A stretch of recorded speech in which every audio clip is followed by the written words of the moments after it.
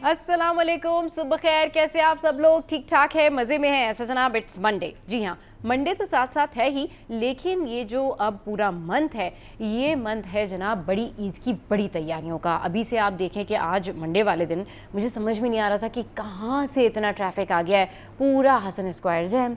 इसके अलावा अगर आप नॉर्थ नाज़िमाबाद की तरफ आते हैं, वहाँ पर जैम सिचुएशन बहुत वर्स्ट थी आज ट्रैफिक की। और बात वही है कि ये ट्रैफिक की जो रवानी है, इसको बरकरार रखने के लिए हमें ट्रैफिक पुलिस एहलकारों की ज़रूरत होती है।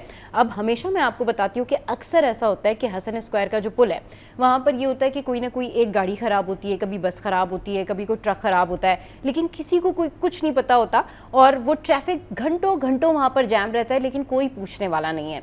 तो मैं अपने प्लेटफॉर्म से हमेशा ये कहती हूँ कि हमारे यहाँ जो ट्रैफिक पुलिस एहलकार हैं, उनको ज़रूर मुतारिक होना चाहिए, उनको ज़रूर एक्टिव होना चाहिए। जब सबको पता है कि जी मंडे को ट्रैफिक का फ़्लो ज़्यादा होता है, तो प्लीज़ उन जगहों पर जहाँ ट्रैफिक जैम हो जाता है, कम से कम ट्रैफिक पुलिस एहलकार वहाँ पर मौजूद होने चाहिए। और अगर वहाँ मौजूद हों और फिर भी अगर ट्रैफिक जैम है, तो फिर ये तो लम्हा फ़िक्रिया है। हाँ, एक और चीज़, वीकेंड पर अब आजकल आप जहाँ पर भी जाते हैं, चाहे आप नॉर्थ से क्लिफ्टन जाएँ, क्लिफ्टन से नॉर्थ आएँ, या फिर डिफेंस से कहीं भी आप शहर में ट्रैवल करते हैं ना, तो ये ज़रूर ख्याल रखा करें कि जो मार्केट्स बंद होने का टाइम है, उन टाइमिंग्स पर या तो आप वापस ना आ रहे हों या आप ना जा रहे हों। क्योंकि डे बिफोर यस्टरडे सैटरडे वाले दिन भी जो है वो सदर की तरफ जो मार्केट्स हैं, वहाँ पर इतराफ़ में बेइंतहा ट्रैफिक जैम था। और उस ट्रैफिक में वो लोग भी थे जो कि वीकेंड ट्रैवल के लिए निकले हुए थे, खाने खाने के लिए निकले हुए थे, एंजॉय करने के लिए निकले हुए थे।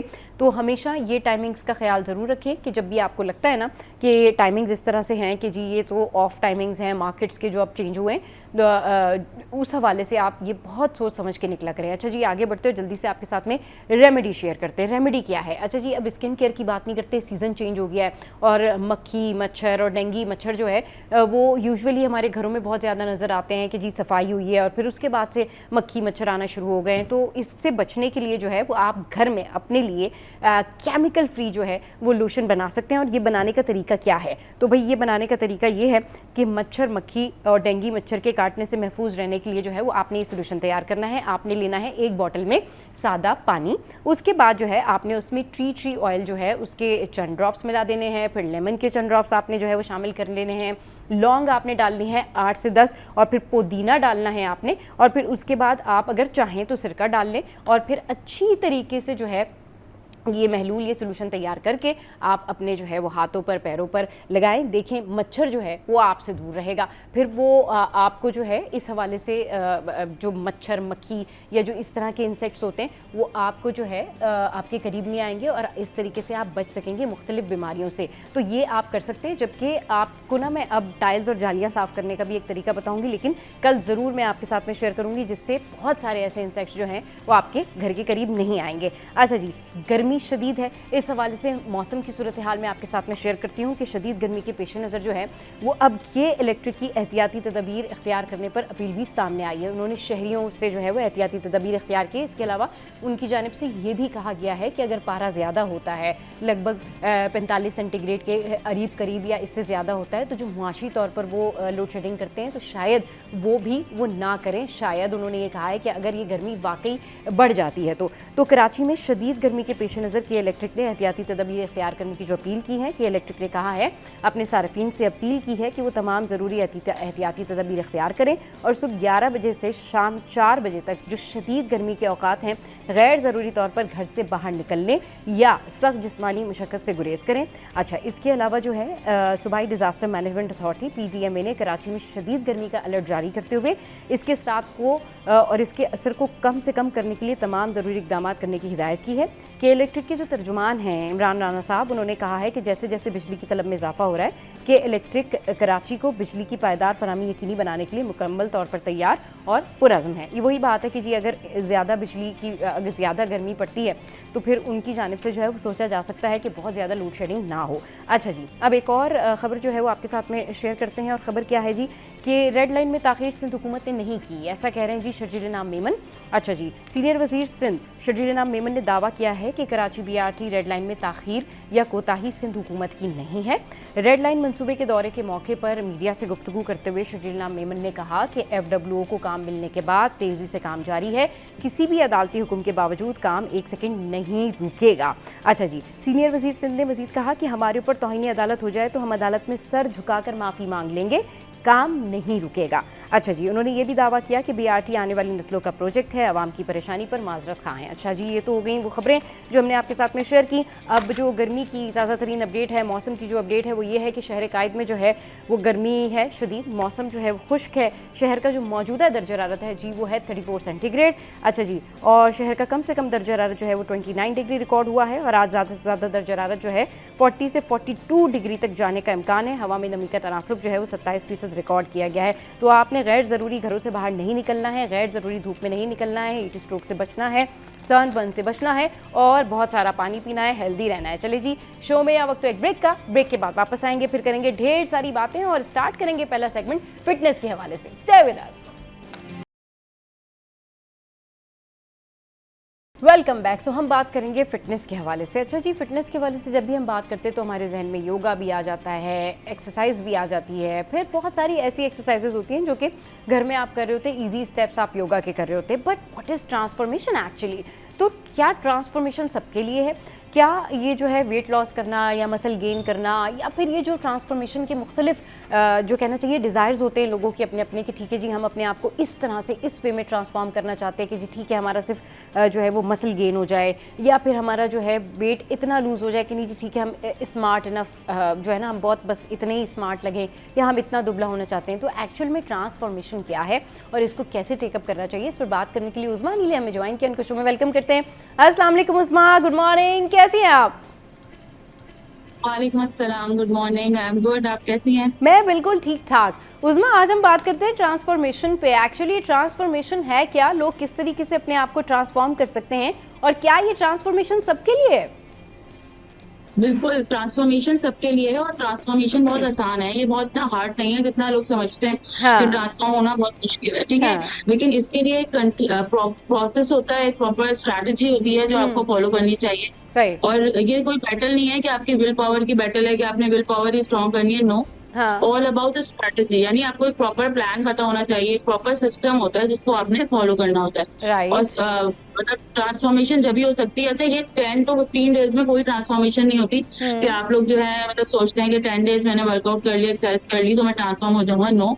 इट्स अ लॉन्ग प्रोसेस और इस सही प्रोसेस को कंसिस्टेंट रह के ही आप अचीव कर सकते हैं। सही, बिल्कुल ठीक कह रही हैं कि एक लंबा प्रोसेस है। अच्छा, ग्रेजुअली स्लोली इसको कहाँ से स्टार्ट करें, कैसे स्टार्ट करें? अच्छा, अगर मैं इसको टाइमलाइन की तरह अगर आपको बताऊं कि आपको किस हाँ तरह स्टार्ट करें, तो फर्स्ट 2 वीक्स जो होते हैं आपके, हाँ ठीक है, तो फर्स्ट 2 वीक्स में आपको क्या लग रहा होता है कि आपकी बॉडी, आपने वर्कआउट किया है, आप एक हाँ प्रॉपर प्लान को फॉलो कर रहे हैं, लेकिन हाँ। आपको कोई भी मिरर में आपको नजर नहीं आएगी आपकी ट्रांसफॉर्मेशन, सही है। उस वक्त क्या हो रहा होता है, सिर्फ न्यूरोलॉजिकल चेंजेस आ रहे होते हैं, यानी आप अपने आप को एक्टिव फील करते हैं, एनर्जी हाँ थोड़ी हाई हो जाती है आपकी, सही हाँ। है। आपका ब्रेन जो है आपके मसल्स को बेटर सिग्नल देना शुरू हो जाता है, सही है। राइट। इसको न्यूरोमस्कुलर रिटेंशन जिसको कहते हैं, तो वो सारी चीजें स्टार्ट हो जाती हैं। लेकिन आपको मिरर में कुछ भी नजर नहीं आता, तो बहुत सारे लोग जो होते हैं ना, इस टाइम पे गिव अप कर देते हैं, ठीक है। तो अच्छा। यहाँ पे आपको गिव अप नहीं करना। बेसिक जो होता है वो मेन आपका होता है कि आप हाँ उसको उस वक्त अगर कैरी ऑन करें आफ्टर हाँ 15 डेज, हाँ। तो फिर क्या होता है कि थर्ड टू फोर्थ वीक आपका जो होता है बहुत ज्यादा इंपॉर्टेंट है।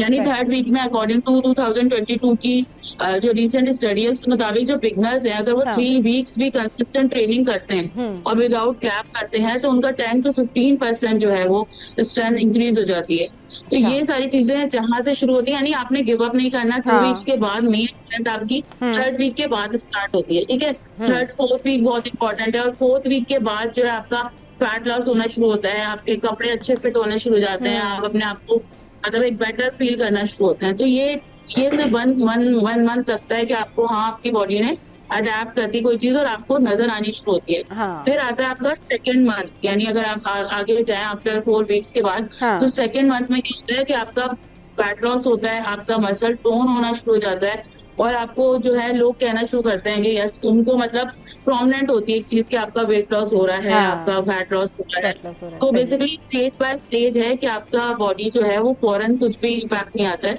उसको हमने स्टेज वाइज लेके चलना होता है। और रियल ट्रांसफॉर्मेशन जो होती है वो 3 to 6 मंथ्स में होती है, जिसमें आप ये कहते हैं कि अपनी बॉडी को 90 डेज दें, तो 90 डेज के बाद फिर वो आपको ज़ाहिर है इस लाइफ टाइम के लिए प्रॉपर ट्रांसफॉर्म बॉडी मिलती है। सही, बिल्कुल ठीक और कह रही हैं अगर आप।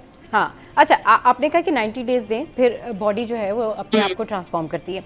लोगों को थोड़ा-सा बिल्कुल। ये समझाएँ कि बेसिकली जो आपकी बॉडी की ट्रांसफ़ॉर्मेशन होती है, वो है क्या? हम्म, उसमें जब आपका वेट लॉस हो जाता है, आपका मसल गेन होता है या फिर आपका चेहरे का जो स्ट्रक्चर है, वो किस तरह से बन जाता है? क्योंकि यूजुअली उज़मा वैसे तो ट्रांसफ़ॉर्मेशन बड़ी अच्छी चीज़ है, अपने आप को ग्रूम करना बड़ी अच्छी चीज़ है, हेल्दी रखना, फिट रखना बड़ी अच्छी बात है। लेकिन कुछ लोग जो है वो ऐसी मिस्टेक्स करते हैं जिसकी वजह से जो है ना वो मज़ीद बीमार लगने लगते हैं। मतलब वो ट्रांसफ़ॉर्म होने के बजाय बहुत ज़्यादा उनका ऐसा लगता है जैसे कोई इन्होंने ओज़ेम्पिक के इंजेक्शन लगवा लिए हो ना, या पता ही नहीं बिल्कुल उन्होंने ऐसे। क्या कर लिया हो, उनके गाल पिचक जाते हैं और वो बहुत ज़्यादा हाँ, लेथार्जिक लगते हैं, बीमार लगते हैं, बहुत एज्ड लगते हैं। वो क्या मिस्टेक्स होती हैं, एजिंग ये लगती है। बताइएगा? हाँ। हाँ, अच्छा देखिए, हाँ, बहुत अच्छा सवाल है आपका। देखिए हुँ, ट्रांसफॉर्मेशन जो है ना, ट्रांसफॉर्मेशन के लिए मैंने जैसे आपको वही बताया प्रॉपर सिस्टम है। हाँ। तो इस सिस्टम में सबसे इम्पोर्टेंट मैं कहती हूँ आप 10 to 20% आपकी एक्सरसाइज है, और 80% जो है ना वो आपकी किचन से होता है, यानी आपकी डाइट है। हाँ। डाइट आपने बहुत प्रॉपर लेनी होती है, और उसके लिए प्रॉपर मील प्लान की आपको जरूरत पड़ती है। ये नहीं हुँ, होता कि आपने जो है आज कीटो डाइट उठा के शुरू कर दी, आज आपने नेट से देखा और ये वाली डाइट स्टार्ट कर दी। नो, हुँ, हर बॉडी टाइप अलग है और हर बॉडी की नीड अलग है, ठीक है। हुँ, तो हुँ, आपको अपनी बॉडी को समझना है कि आपकी बॉडी में कितने परसेंट फैट है, कितने परसेंट आपका बीएमआई क्या है, उसके अकॉर्डिंग एक आपका डाइट प्लान बनता है, ठीक है। हुँ, और फिर आपको अपने सबसे पहले गोल सेट करना है। हुँ। जैसे स्टार्ट जब आप करें ना, अपना गोल सेट कर लें। कुछ लोगों को जो है वो फैट लॉस होता है, कुछ लोगों का जो होता है मसल गेन होता है, स्ट्रेंथ गेन होता है। हाँ, तो आपका जो भी प्लान है पहले गोल सेट करें और उसके अकॉर्डिंग अपना प्लान बनाएं। ठीक है, हाँ, डाइट बहुत ज्यादा इंपॉर्टेंट है, दोबारा बता रही हूँ। यानी ये जो आप बता रही है ना कि बीमार लगना शुरू हो हाँ, जाते हैं, वो क्या होता है कि वो क्रश डाइटिंग करना शुरू हो जाते हैं। वो हुँ, बिल्कुल कार्ब्स कट डाउन कर देते हैं, ठीक है। हुँ, वो बिल्कुल ऐसी डाइट पे, यानी बॉइल्ड एग्स या बनाना डाइट, हुँ, कुछ इस तरह की डाइट्स पे आ जाते हैं। तो होता हुँ, क्या है कि बेसिकली उनकी स्किन जो है लूज होनी शुरू हो जाती है। हुँ, प्रॉपर ट्रेनिंग नहीं करते हैं वो, यानी स्ट्रेंथ ट्रेनिंग नहीं करते हैं और इस तरह की ट्रेनिंग नहीं करते हैं, तो हुँ, बीमार लगना शुरू हो जाता है। और बीमार लगते नहीं है, वो वीक भी हो जाते हैं इंटरनली। तो ये राइट। सारी चीजें देखते हुए, प्रॉपर डाइट प्लान पे को फॉलो करते हुए, आप प्रॉपर न्यूट्रिशन के साथ जब आप अपना ट्रांसफॉर्म करते हैं, तो वो आगे हाँ, लॉन्ग टर्म में भी चलते हैं। अच्छा, एक चीज और मैं बताऊं जी, कि ये जो आपका मतलब शॉर्ट टर्म गोल्स आप लोग सेट करके डाइट हुँ, करके प्राइस डाइटिंग के बाद वेट लॉस करते हैं, ये जी। वापस आ जाता है फौरन। मतलब इन हाँ, एयर बिल्कुल ही आप दोबारा वेट वापस गेन, उसी ये वेट पे आ यही, जाते हैं। हाँ, हाँ, हाँ, तो सही। ये बेसिकली होता ये है कि, और ये भी रिसेंट स्टडी के मुताबिक बताया जाता है कि अगर आप क्रश डाइटिंग करते हैं या इस तरह हाँ, की चीजें करते हैं, तो वो विद इन अ ईयर आप वापस उसी स्टेज पे खड़े होंगे। हो सकता है उससे वर्सन हो। क्यों? हुँ, क्योंकि आपने अपनी बॉडी को इतना ज्यादा हुँ, लूज किया, उसके बाद दोबारा से आपने, जाहिर है आप एक जो है हेल्दी लाइफस्टाइल फॉलो कर सकते हैं। हुँ, आप crush diet long term follow नहीं कर सकते, आप हुँ, कार्ब्स कट डाउन कर दें। आपको कट डाउन क्या करना है? आपने शुगर कट डाउन करनी है, हुँ, आपने जो है कार्ब्स कम करने हैं, कार्ब्स का हुँ, इंटेक खत्म नहीं करना। बार बार मैं ये बताती हूँ, कार्ब्स बहुत ज्यादा इंपॉर्टेंट है आपकी एनर्जी के लिए, हाँ, आपकी हेल्थ के लिए। तो गुड कार्ब्स आपने लेने हैं और बैड कार्ब्स को अवॉइड करना है, प्रोटीन सही, आपने लेना है। तो इस तरह का जो प्रॉपर मील प्लान होता है ना, हाँ, आपने उसको फॉलो करना है, और ट्रांसफॉर्मेशन भी जब ही होगी। हाँ, यानी 2 वीक्स आपने क्रश डाइट करके अपने आप को छोड़ दिया तो ट्रांसफॉर्म नहीं हो हुँ। सकेगी बॉडी। अच्छा उस्मा, जिस तरह से आपने ये ट्रांसफॉर्मेशन बताई है, तो पर्सनैलिटी ग्रूम करने के लिए, हेल्दी रहने के लिए, फिट रहने के लिए ट्रांसफॉर्मेशन के की पॉइंट्स क्या हैं?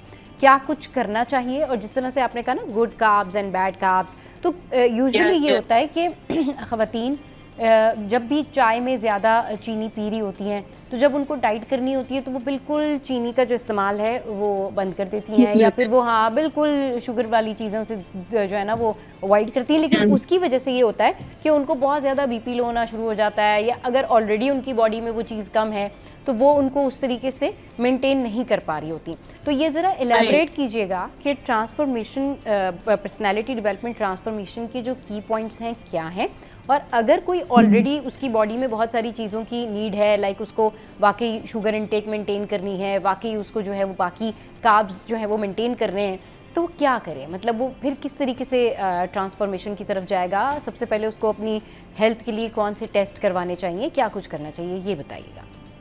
सही। अच्छा देखिए, सबसे पहले तो हर बॉडी टाइप अलग होती है और हाँ, हर बॉडी की ट्रांसफॉर्मेशन अलग होती है, ठीक है। सही। जैसे हम अपने बूट कैंप में भी कहते हाँ, हैं, जो तभी हर मैंने कहा पर्सन ना आता है कि उसकी ख़वातीन बहुत सारी ये होती हैं कि वो इस यस तरह से प्रॉपर हाँ, ट्रांसफॉर्मेशन की नीड होती है, ठीक कह रही हैं हाँ, आप। तो उसके लिए होता बेसिकली क्या है कि आपको हर बॉडी की मेजरमेंट्स आपको पता होनी चाहिए, और फिर उसके साथ आपको उनके हेल्थ इश्यूज पता होने चाहिए, यानी सही। उनका इंसुलिन रेजिस्टेंस तो नहीं है उनकी बॉडी में, हाँ, और कोई प्रॉब्लम तो नहीं है, ठीक है। फीमेल्स सही। के जब हार्मोनल प्रॉब्लम्स होते हैं तो हाँ, बेसिकली उनका वेट लॉस करना थोड़ा सा मुश्किल हो जाता है, लेकिन राइट, ये हाँ, सब आप कर सकते हैं सिर्फ अपनी डाइटरी चेंजेस से, ठीक है। सही। कुछ बॉडी ऐसी होती है जैसे मतलब आपको उनको नीड होती है कि उनको मतलब शुगर इंटेक करना है, लेकिन अगर वो शुगर कट डाउन फौरी कर दें तो वो वीक हो जाते हैं, लेथार्जिक फील कर रहे होते हैं। तो उसके लिए ये है कि आप अच्छी शुगर लें, यानी आप डेट्स ले सकते हैं। आप कुछ ओट मील में कुछ इस दैट्स तरह से ग्रेट, हनी ऐड करके यस, ले सकते हैं हाँ। मॉर्निंग में, कि हुँ, आपको मतलब उसकी क्रेविंग ना हो, ठीक है। हुँ, उसके लिए आप कुछ उसका मतलब कट डाउन नहीं करें, बिल्कुल खत्म नहीं कर दें, लेकिन उसको अच्छे वे में लेकर आए। आप ग्रीक योगर्ट्स में स्ट्रॉबेरीज डाल के ले सकते हैं, आप हाँ, कुछ भी इस तरह के अपना मील प्रिपेयर करें कि आपको एक मतलब उसकी जो क्रेविंग है वो खत्म हो जाए। और हाँ, उसके साथ साथ आपने क्या करना होता है, अच्छा ये जो आप कह रहे हो ना कि बॉडी में कोई चीज की डेफिशिएंसी है और टेस्ट हाँ। वगैरह कौन से करवाने हैं, जी, जी। तो बेसिकली देखिए आपको ये पता होना चाहिए कि आपका प्रॉपर सिस्टम क्या है। आपको पहले किसी भी ये प्रॉपर आपको डॉक्टर गाइड कर सकता है कि आपको कौन कौन से टेस्ट करवाने हैं, हुँ, आपकी बॉडी की क्या नीड है और आपको क्या प्रॉब्लम्स है। सही। सबसे पहले तो आपने अपनी प्रॉब्लम्स को सॉर्ट करके हुँ, और अपनी जो है मतलब ये सॉर्ट कर लेना कि मुझे ये इशू है और मुझे इसके मुताबिक चलना है, तो उसके सही, मुताबिक आपका डाइट प्लान बनाया जाता है। जो सही। एक न्यूट्रिशन होता है वो प्रॉपर आपके सारे हार्मोनल प्रॉब्लम्स, अगर आपको पीसीओएस है तो आपको क्या प्रोटीन कितना लेना है, आपको कार्ब्स कितना लेना है। हाँ, अगर आप जो है डायबिटिक हैं, अगर आप डायबिटिक हैं तो ज़ाहिर है राइट। आपको सब कुछ कट डाउन नहीं करना है, हुँ, आपको सब कुछ देना है बॉडी के लिए, तो वो एक न्यूट्रिशन प्रॉपर आपका डाइट प्लान बनाता है। तो उस हुँ, डाइट प्लान को बार-बार ये कह रही हूँ कि हर ये नहीं है कि आज इनका डाइट प्लान इनको दे दिया, उन्होंने शुरू कर दिया, ऐसा नहीं होता। हुँ, तो हर बॉडी अच्छा आप ये भी देखेंगे, तो अगर मैं 80 केजी के लोग आपके सामने खड़ा कर दूँ, तो एक 80 केजी बिल्कुल डिफरेंट लुक दे रहा होता है और एक हाँ, 80 केजी बिल्कुल डिफरेंट दे रहा होता है। डिफरेंट, तो ये हाँ, बेसिकली बॉडी के डिपेंड कर रहा होता है कि एक में फैट की परसेंटेज ज़्यादा है, एक में मसल ज़्यादा अच्छे बिल्ड हुए हुए हैं, तो बिल्ट वो हुए में, आपको लीन लग रहा होता है, टोन लग रहा होता है, बट 80 हाँ। केजी वेट है उसका भी। तो वो सारी बात डिपेंड कर रही होती है बॉडी टाइप पे।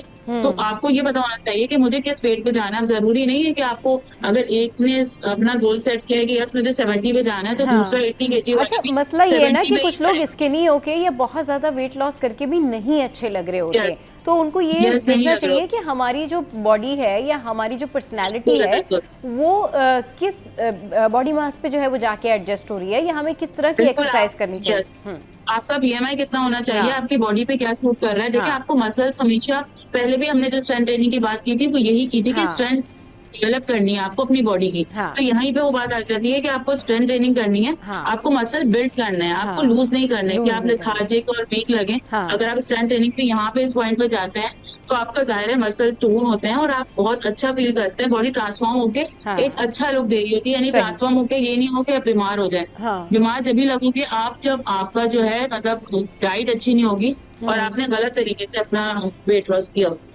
सही, बिल्कुल ठीक कह रही हैं कि लोगों को ये देख के भी ट्रांसफ़ॉर्मेशन शुरू करनी चाहिए। अच्छा, अगर कोई बिल्कुल, खातून चाहती हैं या कोई भी शख्स चाहता है कि भई उसने ट्रांसफ़ॉर्मेशन करनी है, लेकिन बड़ा स्लोली करनी है, फ़ाइन इनफ।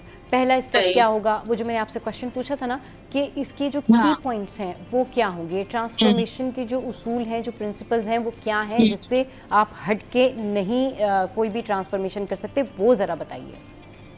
देखिए, सबसे पहले मैंने आपको बताया सेट योर गोल्स, ठीक है? अपने गोल सेट कर लिए आपने। राइट, सेट योर आपको गोल्स, इतने राइट। अरसे में इस हुँ, मुझे 1 मंथ में फॉर एग्ज़ाम्पल मैंने सोचा कि मुझे बहुत स्लो वेट लॉस करना है, मैंने हाँ, 1 महीने में सिर्फ 2 केजी वेट लॉस करना है, ठीक है? हुँ, तो मैंने अपना गोल सेट कर लिया, सबसे पहले मुझे पास है हुँ, प्लान कि मुझे अब क्या करना है आगे। अच्छा गोल्स भी छोटे-छोटे सेट करें और उनको अचीव करें। For right. एग्ज़ाम्पल आपने ये डेली करना है बेसिस कि पे आपने कर अपनी लें, डाइट वो ज़्यादा बेहतर है। डेली बेसिस पे कर लें, हाँ, डाइटरी चेंजेस लेकर आए आप अपनी हाँ, बॉडी में, ठीक है? हाँ, आपने कहा कि आपको एक्टिव रहना है, आप नहीं जिम जा पा रहे हैं, आपने कहा कि मुझे 10 के स्टेप्स से स्टार्ट करना है, हाँ, मैं 10 के स्टेप्स डेली स्टार्ट कर देती हूँ, ठीक है? हुँ, तो ये ऐसे गोल्स हैं कि आप अपने बॉडी के लिए अपने सेट कर लें हुँ, ट्रांसफॉर्मेशन के लिए और फिर हुँ, उनको करके आप देखिए कि कितना फ़र्क आता है। अगर आपने 2 केजी वेट मतलब स्लोली ग्रेजुअली लूज़ करना है, तो उसके साथ आपने 10 के स्टेप्स ऐड किए, आपने वाटर का इंटेक 3 टू 4 लीटर ऐड कर लिया अपनी डाइट हुँ, में, हुँ, ठीक है? और उसके साथ आपने कार्ब्स कम कर देने हैं, प्रोटीन इंटेक बढ़ा देना है, वाटर इंटेक के साथ इन चीज़ों को अगर आप कैरी करके चलते हैं ना नॉर्मल, हुँ, अगर एक मैं हेल्दी पर्सन का बताऊँ कि उसको सिर्फ 2 केजी वो सोच रहा है कि थोड़ा बहुत मतलब होता रहे। अच्छा ये है कि 80% आपको डाइट फॉलो करनी होगी। हाँ, अगर इसमें कोई चीट मील भी आपने ले लिया तो इट्स ओके। ऐसा नहीं है कि आपने पूरे मंथ में ही हेल्दी खाना है, ठीक है? आपने ले लिया इट्स ओके, मूव ऑन करें। हाँ, नेक्स्ट डे फिर दोबारा से आप हेल्दी डाइट पे आ जाए तो उसको कैरी ऑन करें। उसको प्रोसेस कंसिस्टेंसी मांगता है ट्रांसफॉर्मेशन। ऑलरेडी जब भी आपको करनी है तो आपको कंसिस्टेंट रहना है। और अच्छा, एक चीज मैं आपको बता दूं कि आप जी जी। ट्रांसफॉर्म हो गए, हाँ। ठीक है, 3 मंथ्स में आप ट्रांसफॉर्म, आपकी बॉडी हो गई, लेकिन अगर आप दोबारा से उसी लाइफ स्टाइल पे और उसी चीज पे जाएंगे तो ट्रांसफॉर्मेशन भी चली जाएगी आप। दोबारा ठीक हाँ है, कितने आपका। नंबर ऑफ पर्सन होते हैं ट्रांसफॉर्म हो जाते हैं, लेकिन फिर वो दोबारा आप देखिए फिर वो गेन कर लेते हैं। हाँ 1 साल में उन्होंने ट्रांसफॉर्मेशन की होती है अपनी, और अगले साल फिर वो उससे ज्यादा बुरी हालत में खड़े होते हैं। तो बेसिकली कंसिस्टेंसी हाँ। जरूरी है, लाइफस्टाइल बदलना और इस सिस्टम को फॉलो करना बेसिकली जरूरी उज़मा, है, ठीक है। बेसिकली यूजुअली ये जो हम लोगों को कहते हैं ना किसी लाइफस्टाइल चेंज कीजिए, हेल्दी बिल्कुल लाइफस्टाइल में ढल जाइए, एक्चुअल में ये होना चाहिए कि ये आप अपनी लाइफस्टाइल का हिस्सा बना लीजिए कि बिल्कुल, आपने जैसे आप हाँ ब्रश कर वॉक रहे हैं, करनी नॉर्मल ही है। नमाज पढ़ रहे हैं, जी बिल्कुल हाँ बिल्कुल।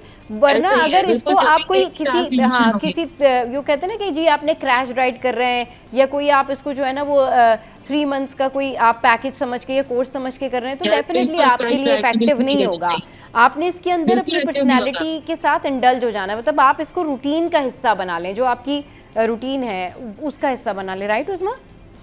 बिल्कुल ऐसे ही, देखिए शॉर्ट टर्म गोल्स अचीव नहीं करने, हमें लॉन्ग टर्म में जाना है। हाँ। आपको अभी मतलब होता है कि हमारे घर में शादी आ रही है और हमें बस 2 महीने में बिल्कुल 10 kg वजन कम कर ले, ठीक है, तो उससे ये होता है आप कर तो लेते हैं, जाहिर है आपने अपने आप को जब एक बिल्कुल लेथार्जिक हो जाएगी बॉडी, इतनी डाउन हो जाएगी, स्किन खराब होनी शुरू हो जाएगी, हाँ। तो ये सारी चीजें होती हैं और फिर वापस जाके वही वेट डबल गेन हो जाता है। तो ये बार बार इसीलिए बताया जाता है कि ट्रांसफॉर्मेशन नीड्स टाइम, हाँ। एंड ट्रांसफॉर्मेशन के लिए आपको सिस्टम चेंज करना है, हाँ। आपको प्रॉपर एक सिस्टम को फॉलो करना है, गोल राइट। सेट करना है। अच्छा, इसमें एक चीज बहुत इंपॉर्टेंट है ट्रांसफॉर्मेशन में बॉडी की, वो आ जाती है आपकी स्लीप।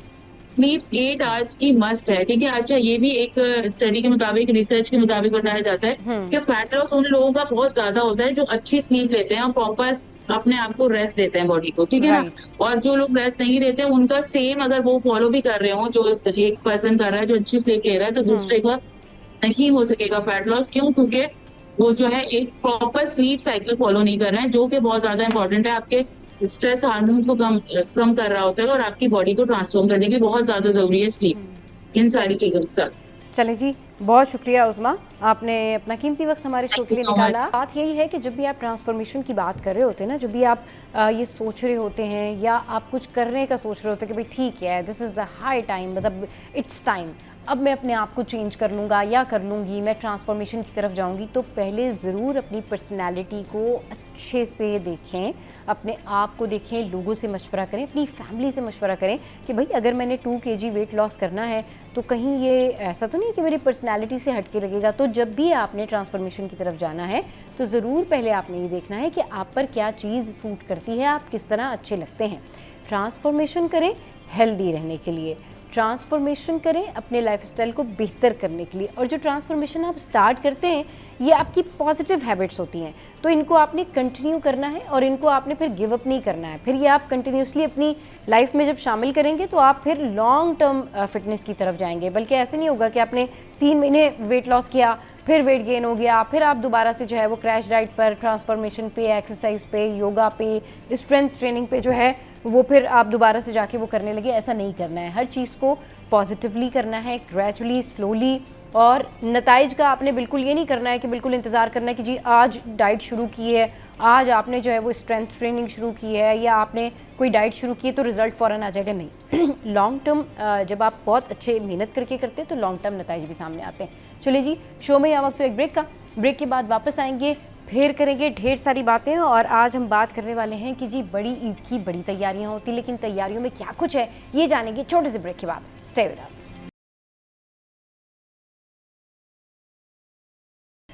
Welcome back. अब बात करते हैं ईद की तैयारियों के हवाले से। भाई ईद की तैयारियां जो हैं वो लोगों ने शुरू कर दी हैं, और जैसे मैंने कहा था ना कि अब ये स्टार्ट हो गया ये मंथ मई का, तो इसमें आपको लगेगा कि हर जगह जो है वो लोग बस मसरूफ़ हैं। जिससे आप पूछें वो कहते जी हम तो मंडी जा रहे हैं, ख़वातीन से पूछे वो कहती जी हम तो तैयारियाँ कर रहे हैं, क्रॉकरी ले रहे हैं, आप जो है वो छुरियाँ तेज़ करा रहे हैं, या दीगर हम जो है वो इंतज़ामात कर रहे हैं। और ईद की जो बड़ी ईद की जो ख़ास बात होती है ना वो ये होती है कि इसमें जब कुर्बानी होती है तो सारी फैमिली ने आना होता है। किसी ने पहले दिन आपके आना होता है, आपने किसी दिन दूसरे दिन किसी के यहाँ जाना होता है, लेकिन इस सारे सिनारियों में जो पेट्रोल के प्राइसेस हैं, इस सारे सिनेरियो में जो महंगाई है वो आसमान से बातें कर रही है। और ऐसे उसमें इस सिचुएशन में कैसे मैनेज करें, क्या कुछ करें। ख़वातीन परेशान तो हैं, लेकिन फिर भी ईद तो मनानी है।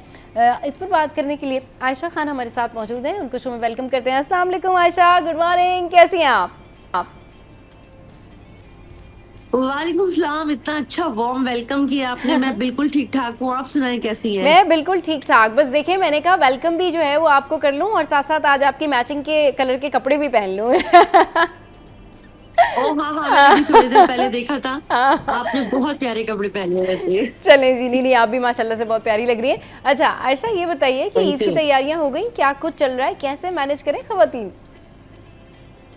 यार मैं टू बी वेरी ऑनेस्ट में बताऊं, खवातीन के तो कब मसाइल हैं, हजरात के ज्यादा मसाइल हैं, क्योंकि उनको जो है वो अफोर्ड करना है, तैयारी भी करनी है, तो कपड़े भी बनाने, दावतें भी करनी है और जानवर भी खरीदने हैं। जानवर वाकई हर साल जो है ना ग्रेजुअली बहुत ड्रास्टिकली जो है ना वो महंगे हो रहे हैं। और इस साल की महंगाई का तो हाल ही ना पूछे, मतलब कि पूरे मुल्क जो है वो परेशान बैठा है। पेट्रोल से लेके everything is too much like that.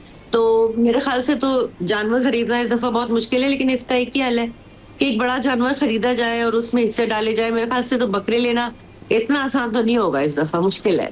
हाँ, वैसे काफ़ी मुश्किल है और बस लोग यही सोच रहे हैं कि जी बजट में ये सारी चीज़ें सम अप हो जाएं तो ज़्यादा बेहतर है।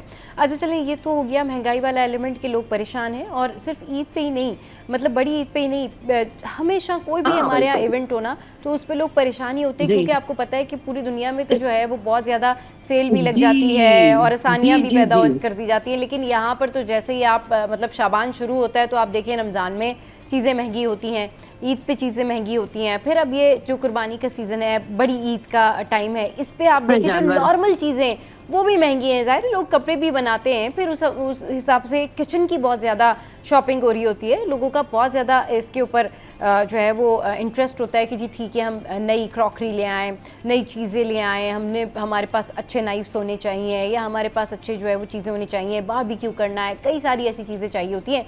तो लोग जो है ना वो ग्रोसरी और दूसरी शॉपिंग भी बहुत कर रहे होते हैं। लेकिन सबा बात ये कि अकॉर्डिंग टू सिचुएशन जी, जितनी चादर है उतने पाँव फैलाने वाले जो सिस्टम है ना, हाँ, वो तो करना पड़ेगा। देखिए अब हर चीज हमारे पुराने 10 साल 15 साल या 20 साल पुराने वाले हालात तो है नहीं, तो हमें उतना ही खर्चा करना है। बेशक पुरानी क्रॉकरी है या हर साल महंगाई बढ़ती है, पिछले साल वाले हालात इवन भी दो नहीं है। इवन दो के कपड़े भी अगर कुर्बानी, क्योंकि देखिए मस्त जरूरी है, कपड़े बनाना जरूरी नहीं है। ये वाला जो इवेंट है ना वो अल्लाह की राह में कुर्बान करने का है। तो मेरे ख्याल से कपड़े बनाए ना बनाए, कुर्बानी की जितनी हैसियत है, जितना भी आप छोटे से छोटा भी हिस्सा कर सकते हैं, मालूम करके मस्जिदों वगैरह में ऐसा होता है कि छोटे हिस्से भी डाले जाते हैं, उसमें महंगे नहीं होते। तो मेरे ख्याल में उसमें पार्टिसिपेट करना ज्यादा जरूरी है अदर खर्चों को लेकर। इसके अलावा बिल्कुल ठीक कह रही है कि आपकी जितनी चादर है आप उतने ही पाँव फैलाएं। जाहिर है जिसकी जितनी सैलरी है, जितनी आमदनी है, वो उस हिसाब से ही अपनी जो है वो कुर्बानी का सोचेंगे और जानवर लेकर आएंगे,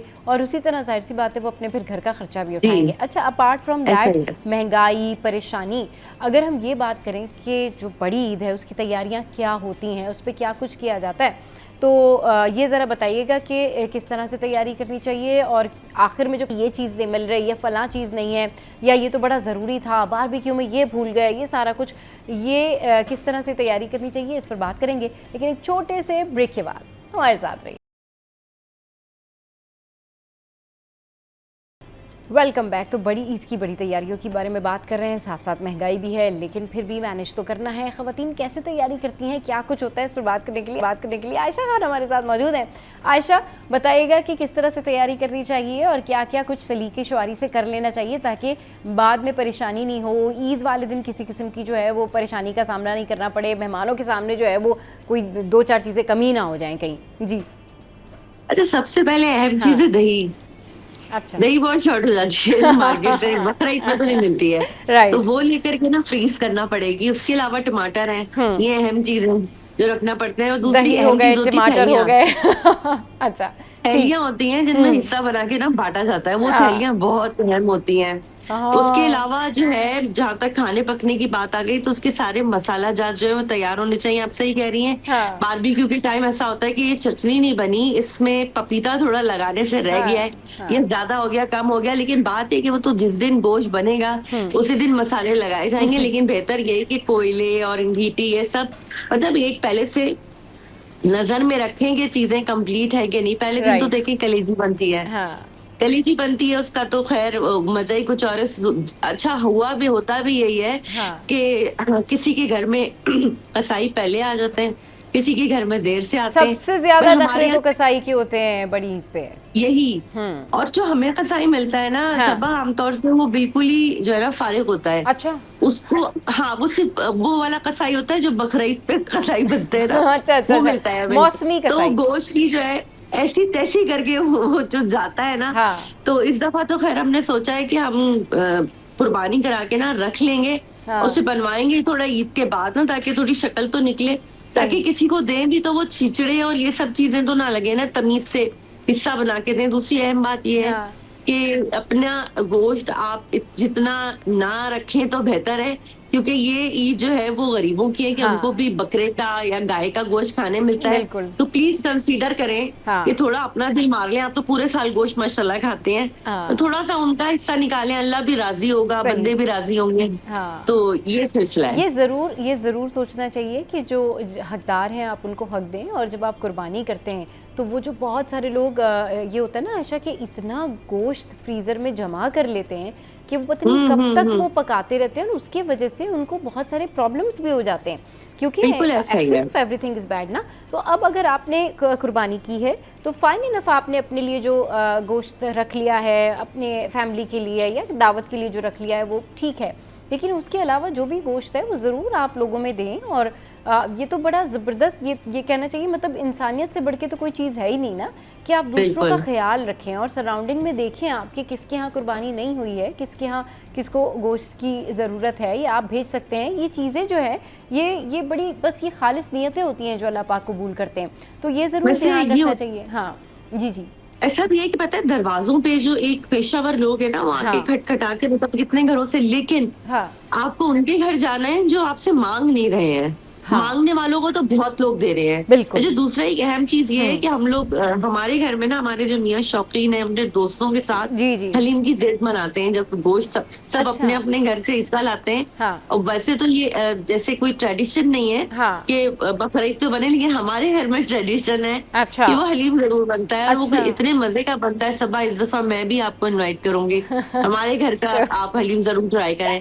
अच्छा सब, अगर ब्रेक का वक्त करीब नहीं है तो क्या मैं जानूं आप क्या तैयारी करती हैं बकरीद की?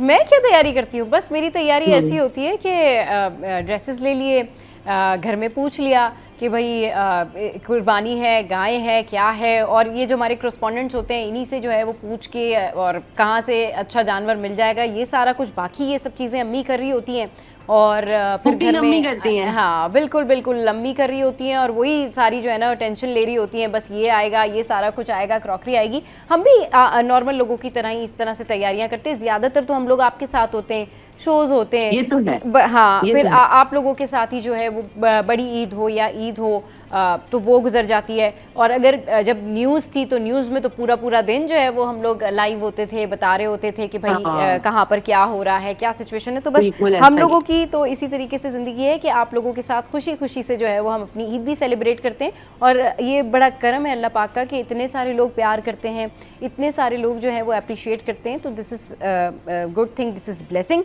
इसके अलावा जब हम बड़ी ईद की तैयारियों की बात करते हैं ना आयशा, तो उसमें ख़वातीन के लिए आप उनको क्या मशवरा देंगी कि वो जब किचन में जाती हैं, खाना पकाना स्टार्ट करती हैं, तो तीनों दिन बड़े उनके बिजी होते हैं, तो उनको क्या करना चाहिए? किस तरह से उनको सुबह में जब कुर्बानी होती है तो सबको ज़ाहिर है वो कलेजी खानी होती है एंड ऑल दैट, तो वो थोड़ा सा उनका रूटीन शेयर कीजिए ताकि उनको पता चल जाए कि भाई किस तरह शेड्यूल बना के जो है वो परेशानी भी नहीं हो, जल्दबाजी भी नहीं हो, और उसमें जो है वो किचन में बहुत सारी ख़वातीन के हाथ वगैरह भी जल जाते हैं, वो थोड़ा सा ध्यान भी नहीं रखती। तो ये थोड़ी सी उनके साथ में टिप्स शेयर कीजिए।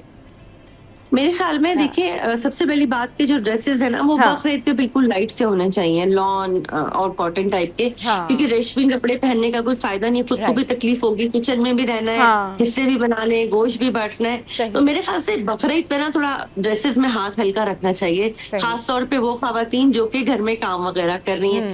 दूसरी टिप जो है वो मैं पहले बता चुकी हूँ कि मसाले जो है वो पहले से जो है गरम मसाले पीसे हुए हैं, अदरक लहसुन पीसे हुए हैं, टमाटर काट के फ्रीज किए हुए हैं, हाँ। दही, ये सब करना है। और जहां तक बात है कि हाथ जल जाते हैं या कुछ हो जाता हाँ, है, हाँ। तो मेरे ख्याल से उसके लिए ना हल्दी और फिटकरी का एक लेप होता है, वो लगाना चाहिए, और मेरे ख्याल से उससे ना निशान भी नहीं पड़ते हैं, अच्छा। और वो जल्दी से हाँ क्योर हो जाता है उससे, हल्दी और सही। फिटकरी का वो बना के रख लें। हाँ। दूसरी बात है कि एप्रन जरूर पहने, क्योंकि हाँ। छींटे बहुत आते हैं। राइट। और जहां तक कलेजी के लिए मैं एक टिप देना चाहूंगी श्योर, कि श्योर। कलेजी जब पकाना स्टार्ट करें ना, जी। उसमें कभी नमक नहीं डालें। बिल्कुल स्टार्टिंग में जब आप भून रहे हो अच्छा। वो नरम और बिल्कुल गली हुई कलेजी बनेगी, वरना वो सख्त हो जाती है।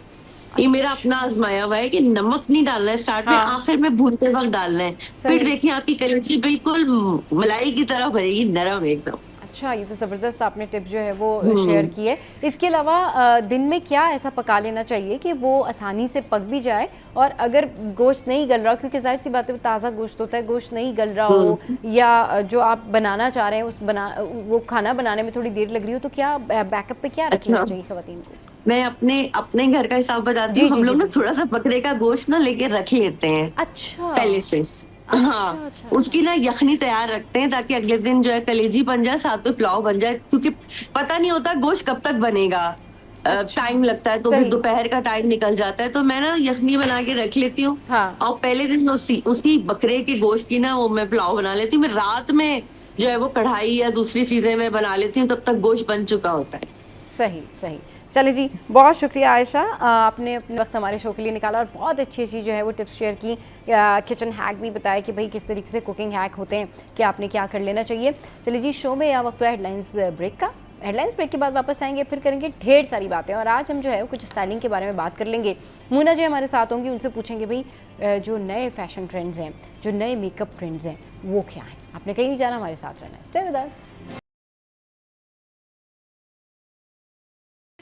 Welcome back. तो बात करेंगे आज मेकअप ट्रेंड्स के ऊपर, और मेकअप ट्रेंड्स के हवाले से जब हम बात करते हैं ना, तो बहुत सारी ऐसी चीज़ें होती हैं जो जहन में आती हैं, जैसे कि अब आपने समर है, कैसा मेकअप करके जाना है, अगर आपने पार्टी में जाना है, आपने जो है वो डे में कहीं जाना है, किसी गैदरिंग में जाना है, शादियों में जाना है, तो ये जो सीज़न है समर सीज़न, ये ऐसा सीज़न है कि इसमें मेकअप एडजस्ट करना बड़ा मुश्किल होता है। और क्या ट्रेंड है, ये जानने के लिए, इस पर बात करने के लिए हमारे साथ इस वक्त मोना जी मौजूद है। उनको शो में वेलकम करते हैं। अस्सलाम वालेकुम, कैसी हैं मोना, आप ठीक है? बिल्कुल ठीक, आप कैसी हैं? मैं बिल्कुल ठीक ठाक।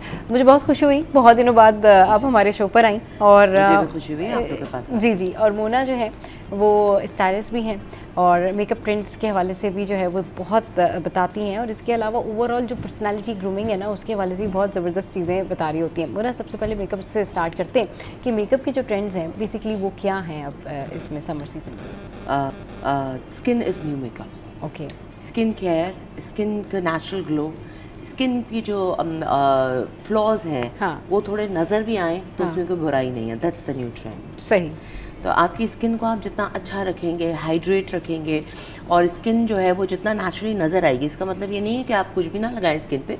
टिंटेड मॉइस्चराइजर्स हैं, बीबी क्रीम्स हैं, वो बहुत इन है, और आजकल जो आ रहे हैं फाउंडेशंस, उसके अंदर स्किन केयर इंक्लूडेड है। हाँ। लाइक नियासिनामाइड होता है, उसके अंदर ग्लूटाथियोन होता है, जिससे कि आपकी स्किन, और हाइलुरोनिक एसिड होता है, तो स्किन बिल्कुल ग्लो करती हुई नज़र आती है। सही। वो लगाएं, और पाउडर ज़्यादा ना इस्तेमाल करें, सिर्फ आंखों के नीचे पाउडर इस्तेमाल करें। हाँ। और बाकी फिक्सर स्प्रे लगा लें। सही। तो उससे क्या होगा कि आपकी स्किन जितना भी अच्छा आप फाउंडेशन लगा लेते हैं, जैसे ही पाउडर आता है तो बिल्कुल वो एक हाँ। मैट लुक आ जाता है, सही। वो सारा आपका ग्लो खत्म हो जाता है। सही। तो पाउडर मिनिमम इस्तेमाल करके अगर फिक्सर लगाएंगे, हाँ। मेकअप फिक्सर, तो फिक्स भी हो जाएगा आपका फाउंडेशन, और क्रीज भी नहीं पड़ेंगी, और ग्लो भी देगा। ग्लो भी देगा। अच्छा, आपने कहा ना कि आजकल जो थोड़े बहुत फ्लोज हैं वो दिख रहे होते हैं, या फिर वो लाइंस दिख रही होती है, फाइन लाइंस वही तो नजर आ रही natural होती हैं, लगती हाँ नेचुरल लगती हैं, वो ट्रेंड बड़ा इन है। तो ये आप बिल्कुल ठीक कह रही हैं। मैंने कई कई ड्रामास में भी देखा है कि आजकल जो हमारी एक्ट्रेसेस हैं वो यहाँ से बहुत ज़्यादा जो है वो फाइन लाइन कवर नहीं कर रही है, वो जरूरत भी नहीं है, प्रॉपर नज़र आ रही है और वो बड़ा नेचुरल लग रही है। तो ये जो ट्रेंड है, लोगों से डिफरेंट भी लगते हैं हाँ, क्योंकि आपकी वो अपनी लाइंस हैं, आपकी अपनी जिंदगी का एक सिग्नेचर है। हाँ बिल्कुल, वो बड़ी प्यारी भी लग रही होती है, बड़ी नेचुरल भी लग रही होती है। अच्छा, अब यही अगर फाइन लाइंस किसी ब्राइड को की नज़र आ रही हो, मतलब कोई ब्राइड है और उसकी फाइन लाइंस नज़र आ रही हैं, तो फिर लोग कहते हैं जी मेकअप अच्छा नहीं हुआ हुआ, ये देखिए फाइन लाइंस भी छुपी हुई। कई सारे एस्थेटिक्स जो हैं क्लिनिक, वो तो ये कहते हैं जी फाइन लाइंस आपकी कैसे जो है वो हाइड करेंगे, ये ट्रीटमेंट फाइन लाइंस हाइड करने के लिए, या ये ट्रीटमेंट आपकी स्किन के ये जो प्रॉब्लम है इसको छुपाने के लिए। इस बारे में बताएं क्या करना चाहिए फिर।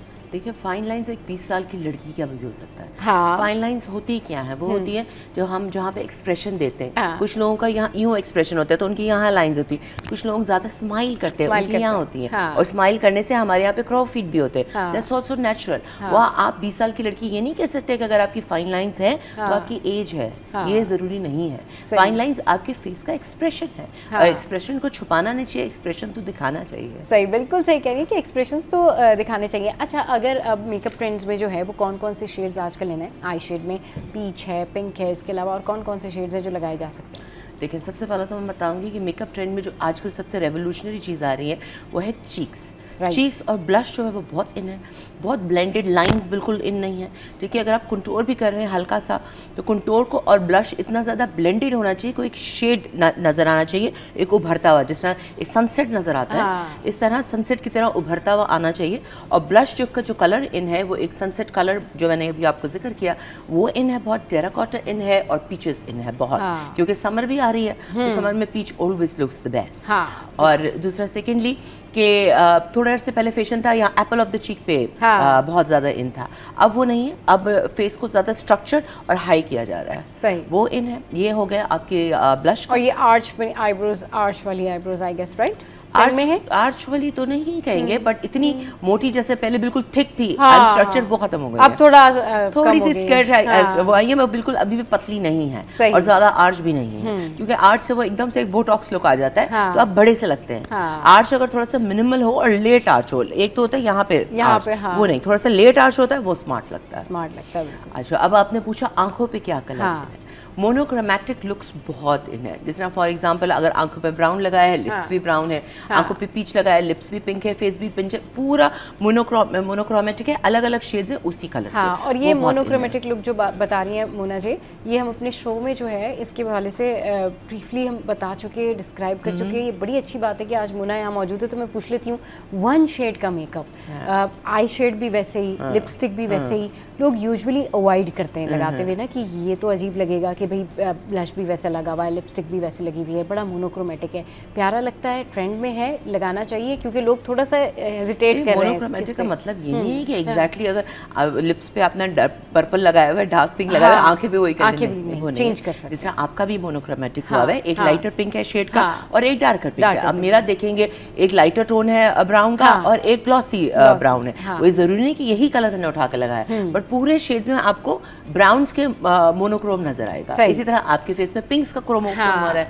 तो इसी तरीके से हम अलग अलग चीजों को अडेप्ट कर सकते हैं। फॉर एग्जांपल हल्का सा हम पीच के साथ भी पिंक कर सकते हैं, मगर ये नहीं होना चाहिए जैसे पहले होता था कि बिल्कुल ही ऑपोजिट, जैसे ग्रीन आईज हैं तो उसके साथ शॉकिंग पिंक लिप्स, वो भी उस टाइम पे बहुत अच्छे लगते थे, बट इस तरह का आजकल कॉम्बिनेशन ही ज्यादा मोनोक्रोम्स चल रहा है। सही। अच्छा, और दूसरा एक और जो चीज जो साइड बाय साइड चल रही है ट्रेंड में, वो ये चल रही है पॉप अप, जिससे पूरा एक आपका फेस बिल्कुल सटल होता है, बिल्कुल ब्लेंडेड, और एक चीज पॉप करती है। मतलब आपने अगर बिल्कुल लाइट ग्लॉस लगाया हुआ है, वो बिल्कुल हल्का सा आपने ग्लॉस किया हुआ है, ज्यादा कुछ नहीं किया हुआ, ब्लश भी हल्का सा लगाया हुआ है, तो आप एक ब्राइट ग्रीन डाल सकते हैं आंखों में, एक है ना पर्पल डाल सकते हैं, और कोई है ना एक ये येलो का एक टोन आता है जो कि बड़ा समर्स में फ्रेश लगता है, अक्सर मॉडल्स को मैं करती हूँ, तो येलो टोन हल्का सा लड़कियां डाल सकती हैं, ब्लू के टोन्स बहुत अच्छे लगते हैं, वो बड़ा ग्लो सा आता है उसके बाद। और अगर आपने आंखों को सटल रखा है, तो आंखों आजकल डिफाइन चल रही है, नो मेकअप लुक तो अब बिल्कुल भी नहीं है, तो आंखें जरा सी डिफाइन चल रही हैं, तो उसके साथ अगर आपने ना रेड लिपस्टिक लगा ली हल्की सी, तो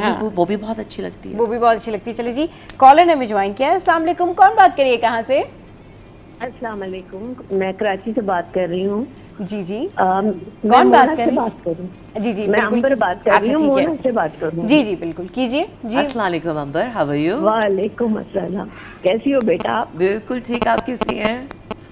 मैं भी बहुत अच्छी हूँ। बस ये पूछना था कि थोड़ा थोड़ा हम लोग बुढ़े लोगों को भी टिप दे दिया करो। जवानी की तो सारी बातें बताती हो तुम, बुढ़े भी तो कुछ करेंगे ना। हम बुढ़ापे में हैं तो क्या हम मेकअप नहीं करेंगे क्या? बिल्कुल बिल्कुल। बूढ़े तो जो जब तक जो अपने आप को ट्रेंड में रखना चाहता है वो कभी बूढ़ा नहीं होता। पहले तो मैं ये क्लियर करूं, बूढ़ा वो तो होता है जिसने अपना बिल्कुल केयर करना छोड़ दी। तो अगर आपने कॉल किया है और हमारे साथ ज्वाइन कर रही हैं तो ये अल्फाज तो आप छोड़ दें, आप हमारे साथ ट्रेंड सेटिंग टीम में आ गई हैं फिर। बिल्कुल ट्रेंडिंग टीम में आ गई बिल्कुल। बिल्कुल बिल्कुल चलिए जी आपको बताती सवाल हैं का जवाब हाँ देते बिल्कुल हैं। आपके ओके सवाल जी, का जवाब ओके। देती हैं ऑन एयर बताएंगी मुना कि किस तरीके से जो है मेकअप किया जा सकता है। अच्छा ये इन्होंने सवाल बड़ा अच्छा किया है। यूजुअली मेरी खालाएं या मेरी अम्मी मुझे कहती हैं कि भाई अब तो हम लोग क्या करेंगे, तुम लोग करो ये चीज़ें। तो मैं कहती हूँ करना क्यों सबको अम्मी चाहिए। क्यों, हाँ क्यों नहीं, वाई नॉट।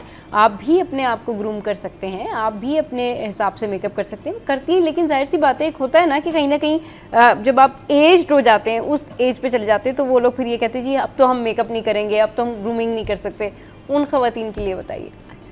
सबसे पहले तो जो स्लाइटली मैच्योर स्किन होती हाँ। है उस पे पाउडर, फेस पाउडर बहुत बुरा लगता है। नहीं भी होती लाइनें, वो भी कहीं से निकल आती Enhance हैं, हो रही होती हैं, कहीं हाँ। और से निकल आती कहीं है, कहते से। हैं क्या हो गया, क्या हो गया। तो आप जो मॉइस्चराइजिंग वो होते हैं प्राइमर्स वो लगाएं, ठीक है। उसके साथ और बहुत ज़्यादा शाइनी चीज़ें ना लगाएं, हाँ। ठीक है, ग्लोई चीज़ें लगाएं। और जो वो हैं टेंटेड मॉइस्चराइजर्स जिसके हाँ। अंदर हाइड्रोनिक एसिड हो वो ज़रूर हो, Hyaluronic acid, क्योंकि yes. हाइड्रोनिक एसिड होता है स्किन को पानी देता है, हाँ। जो कि मॉइस्चर स्किन का अक्सर एज के साथ खत्म हो जाता है। सही। तो हाइड्रोनिक एसिड वाला प्राइमर लगा के उसके ऊपर वही बेस लगाएं। हाँ। और उसके बाद पाउडर बिल्कुल भी ना इस्तेमाल करें, सिर्फ आंखों के नीचे इस्तेमाल करें लाइट। हाँ। और फिर पूरी स्किन पे आपको वो लगाना है मेकअप फिक्सर। Makeup अच्छा, और fixer। पाउडर लगाने का भी तरीका, जो हमारा ब्यूटी ब्लेंडर है ना, जी, जी, जी। उसको जो हल्का सा गीला रह जाता है, बहुत हाँ, गीला भी ना हो, हाँ, हाँ। उससे आप पाउडर लगाएंगे ना तो कभी भी फाइन लाइंस नहीं होंगे। फाइन लाइंस के अंदर सेटअप होकर बिल्कुल उसको क्लीन नीट थोड़ा सा जो वेट होता हल्का है, सा गीला, हाँ, मतलब हल्का सा, वो हाँ। बिल्कुल डैम्प हो। हाँ। ऐसा भी ना हो कि गीला गीला, बिल्कुल, हाँ, बहुत ज्यादा डैम्प से गीला, अगर आप पाउडर लेके लूज पाउडर वो आंखों के नीचे लगाएंगे ना तो बिल्कुल भी लाइंस नहीं पड़ेंगी, लाइंस नहीं पड़ेंगी। अच्छा, सेकंड कि आप स्किन पे पाउडर ब्लश ना लगाएं, वही अगेन पाउडर से ड्राई लुक आता है। ड्राई लुक आता है। आप क्रीम ब्लश लगाएं, आजकल बहुत सारी वैरायटी आ रही क्रीम हाँ, ब्लश की। हाँ। और दूसरा कि हार्श लाइन से हमेशा आपकी एज लगती है। फॉर एग्जांपल कंटूरिंग की अगर हार्श लाइन होगी, हाँ। जितना ब्लेंडेड होगा इतना फेस ग्लो करेगा। Right. और ग्लोई लिप्स लगाएंगे उससे भी बहुत यंग लुक आता है। हाँ बिल्कुल सही करिए। चलिए जी शो में यह वक्त है एक ब्रेक का, ब्रेक के बाद वापस आएंगे, फिर शो को कंटिन्यू करेंगे, ढेर सारी बातें, हमारे साथ रहिए।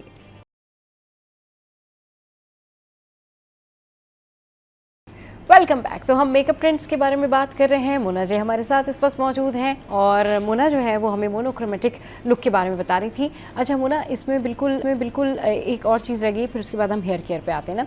ये बताइए कि ओवरऑल अगर बस दिन में मेकअप करना है और बहुत नेचुरल सा मेकअप करना है तो क्या चीज़ें लगा के जल्दी से बस जा सकते हैं? देखिए, एक तो सबसे पहले सन ब्लॉक बहुत मस्त है। Okay. सन ब्लॉक आजकल बहुत अच्छे ग्लोई आए हुए हैं। अच्छा। तो उसमें आपको बेस का काम भी हो जाता है। अगर आपने स्किन को ज़्यादा टिंट नहीं करना, हाँ। क्योंकि जब टिंट करते हैं तो फिर बहुत सारी और भी चीज़ें लगानी पड़ जाती हैं। हाँ।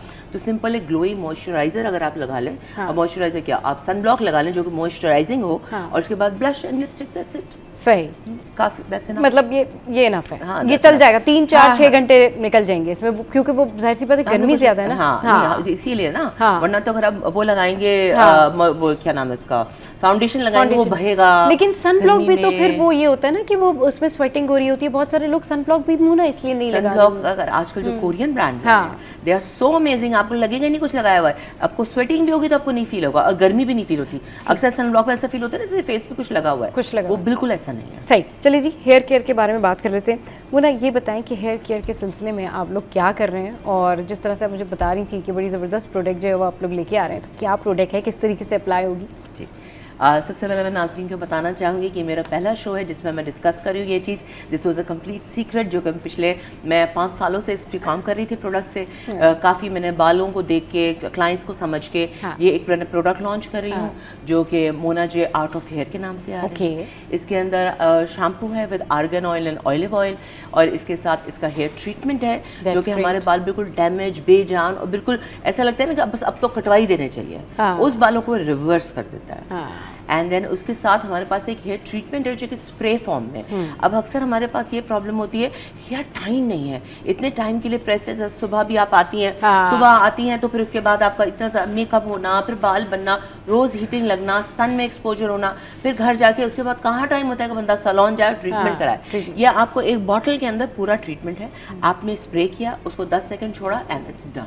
हाँ बिल्कुल ठीक। सो ये आपका जो है मल्टीपर्पज है आपकी। उसके बाद आपने हीटिंग यूटेंसिल यूज किया तो भी आपको डैमेज नहीं करेगा। आपका बालों का सन ब्लॉक है, that's the first thing which I have introduced. आपके बालों को जो हीट से और सन से प्रोटेक्ट करेगा। तो ये बालों का sun heat protected and sun block है। तो ये और आपके बालों को एक विदिन 10 सेकेंड्स आपके बालों में नरिशमेंट और जान दे देगा। बिल्कुल। अच्छा ये जो हेयर केयर आपने ये जो प्रोडक्ट बताई है, ये मतलब कितना इसको कितना यूज़ करना है, कितने मंथ्स यूज़ करना है, या लॉन्ग लास्टिंग है, मतलब डेली वॉश है, डेली हेयर केयर है, या किस तरीके से? ये जरा ये बताएं। सैलून ट्रीटमेंट भी है, पूरा जो ट्रीटमेंट है this is salon treatment as well and this is daily routine as well. Daily तो नहीं शैम्पू करते, आप हफ्ते में 2 बार करते हैं, बट आप रेगुलर भी इसको यूज कर सकते हैं। इस तरह नहीं, like it's not like an antibiotic आपने थोड़ा अरसा यूज किया छोड़ दी। It's a regular thing, it's like a multivitamin which you have to take for a long time, ठीक है। बट 3 वॉश में आपको डिफरेंस नजर ना आए तो मनी बैक गारंटी। अरे वाह, ज़बरदस्त प्रोडक्ट है ये। अच्छा वैसे हेयर केयर यूजुअली किस तरह से करनी चाहिए, किस तरह से शैम्पू करना चाहिए? कुछ लोग गर्मियों में रोज़ाना शैम्पू कर रहे होते हैं, रोज़ाना जो है वो कंडीशनर लगा रहे होते हैं। हेयर केयर करने का तरीका क्या है बेसिकली गर्मियों में?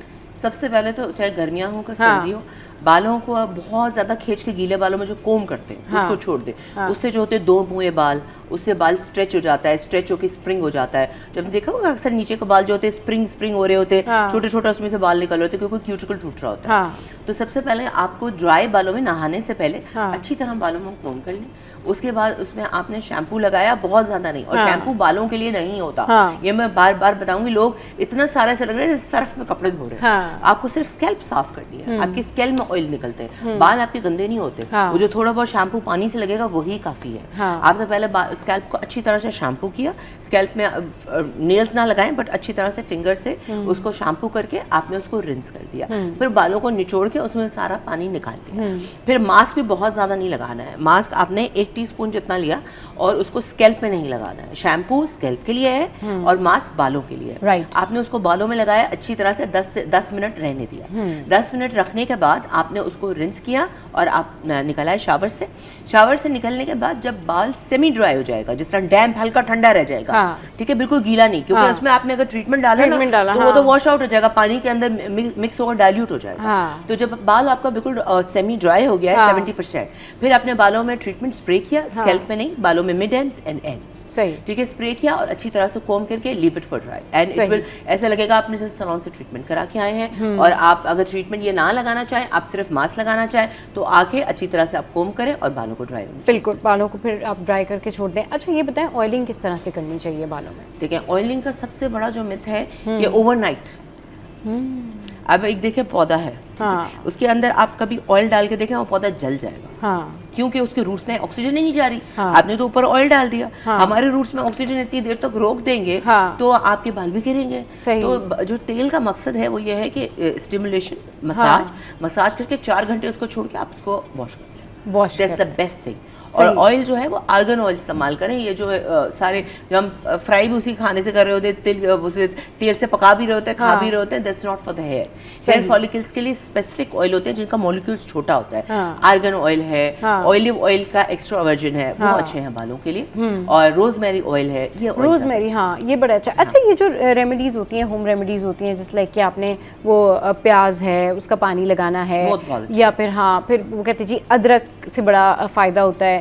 तो being makeup artist, being stylist, आप क्या समझती हैं ये होम रेमेडीज काम करती हैं घर में? देखिए, हमारी भी जो चीजें बनती है, जितनी स्किन केयर, जितनी हेयर केयर, वो इन्हीं चीजों से बनती है। राइट। जो हमें खुदा ने यही चीजें दी हुई है, इसमें भी डालते हैं, इसमें भी डालते हैं। तो अगर डायरेक्टली अगर कोई चीज का फायदा होता है तो बिल्कुल वो फायदेमंद है और लगानी चाहिए। जिस तरह मेरे ट्रीटमेंट में मैं जरूर रिकमेंड करती हूँ कि फ्रेश एलोवेरा अगर निकाल कर उस ट्रीटमेंट में डाल के लगा लें तो आपको ऐसा लगेगा कि आपने बाल नए लगाए।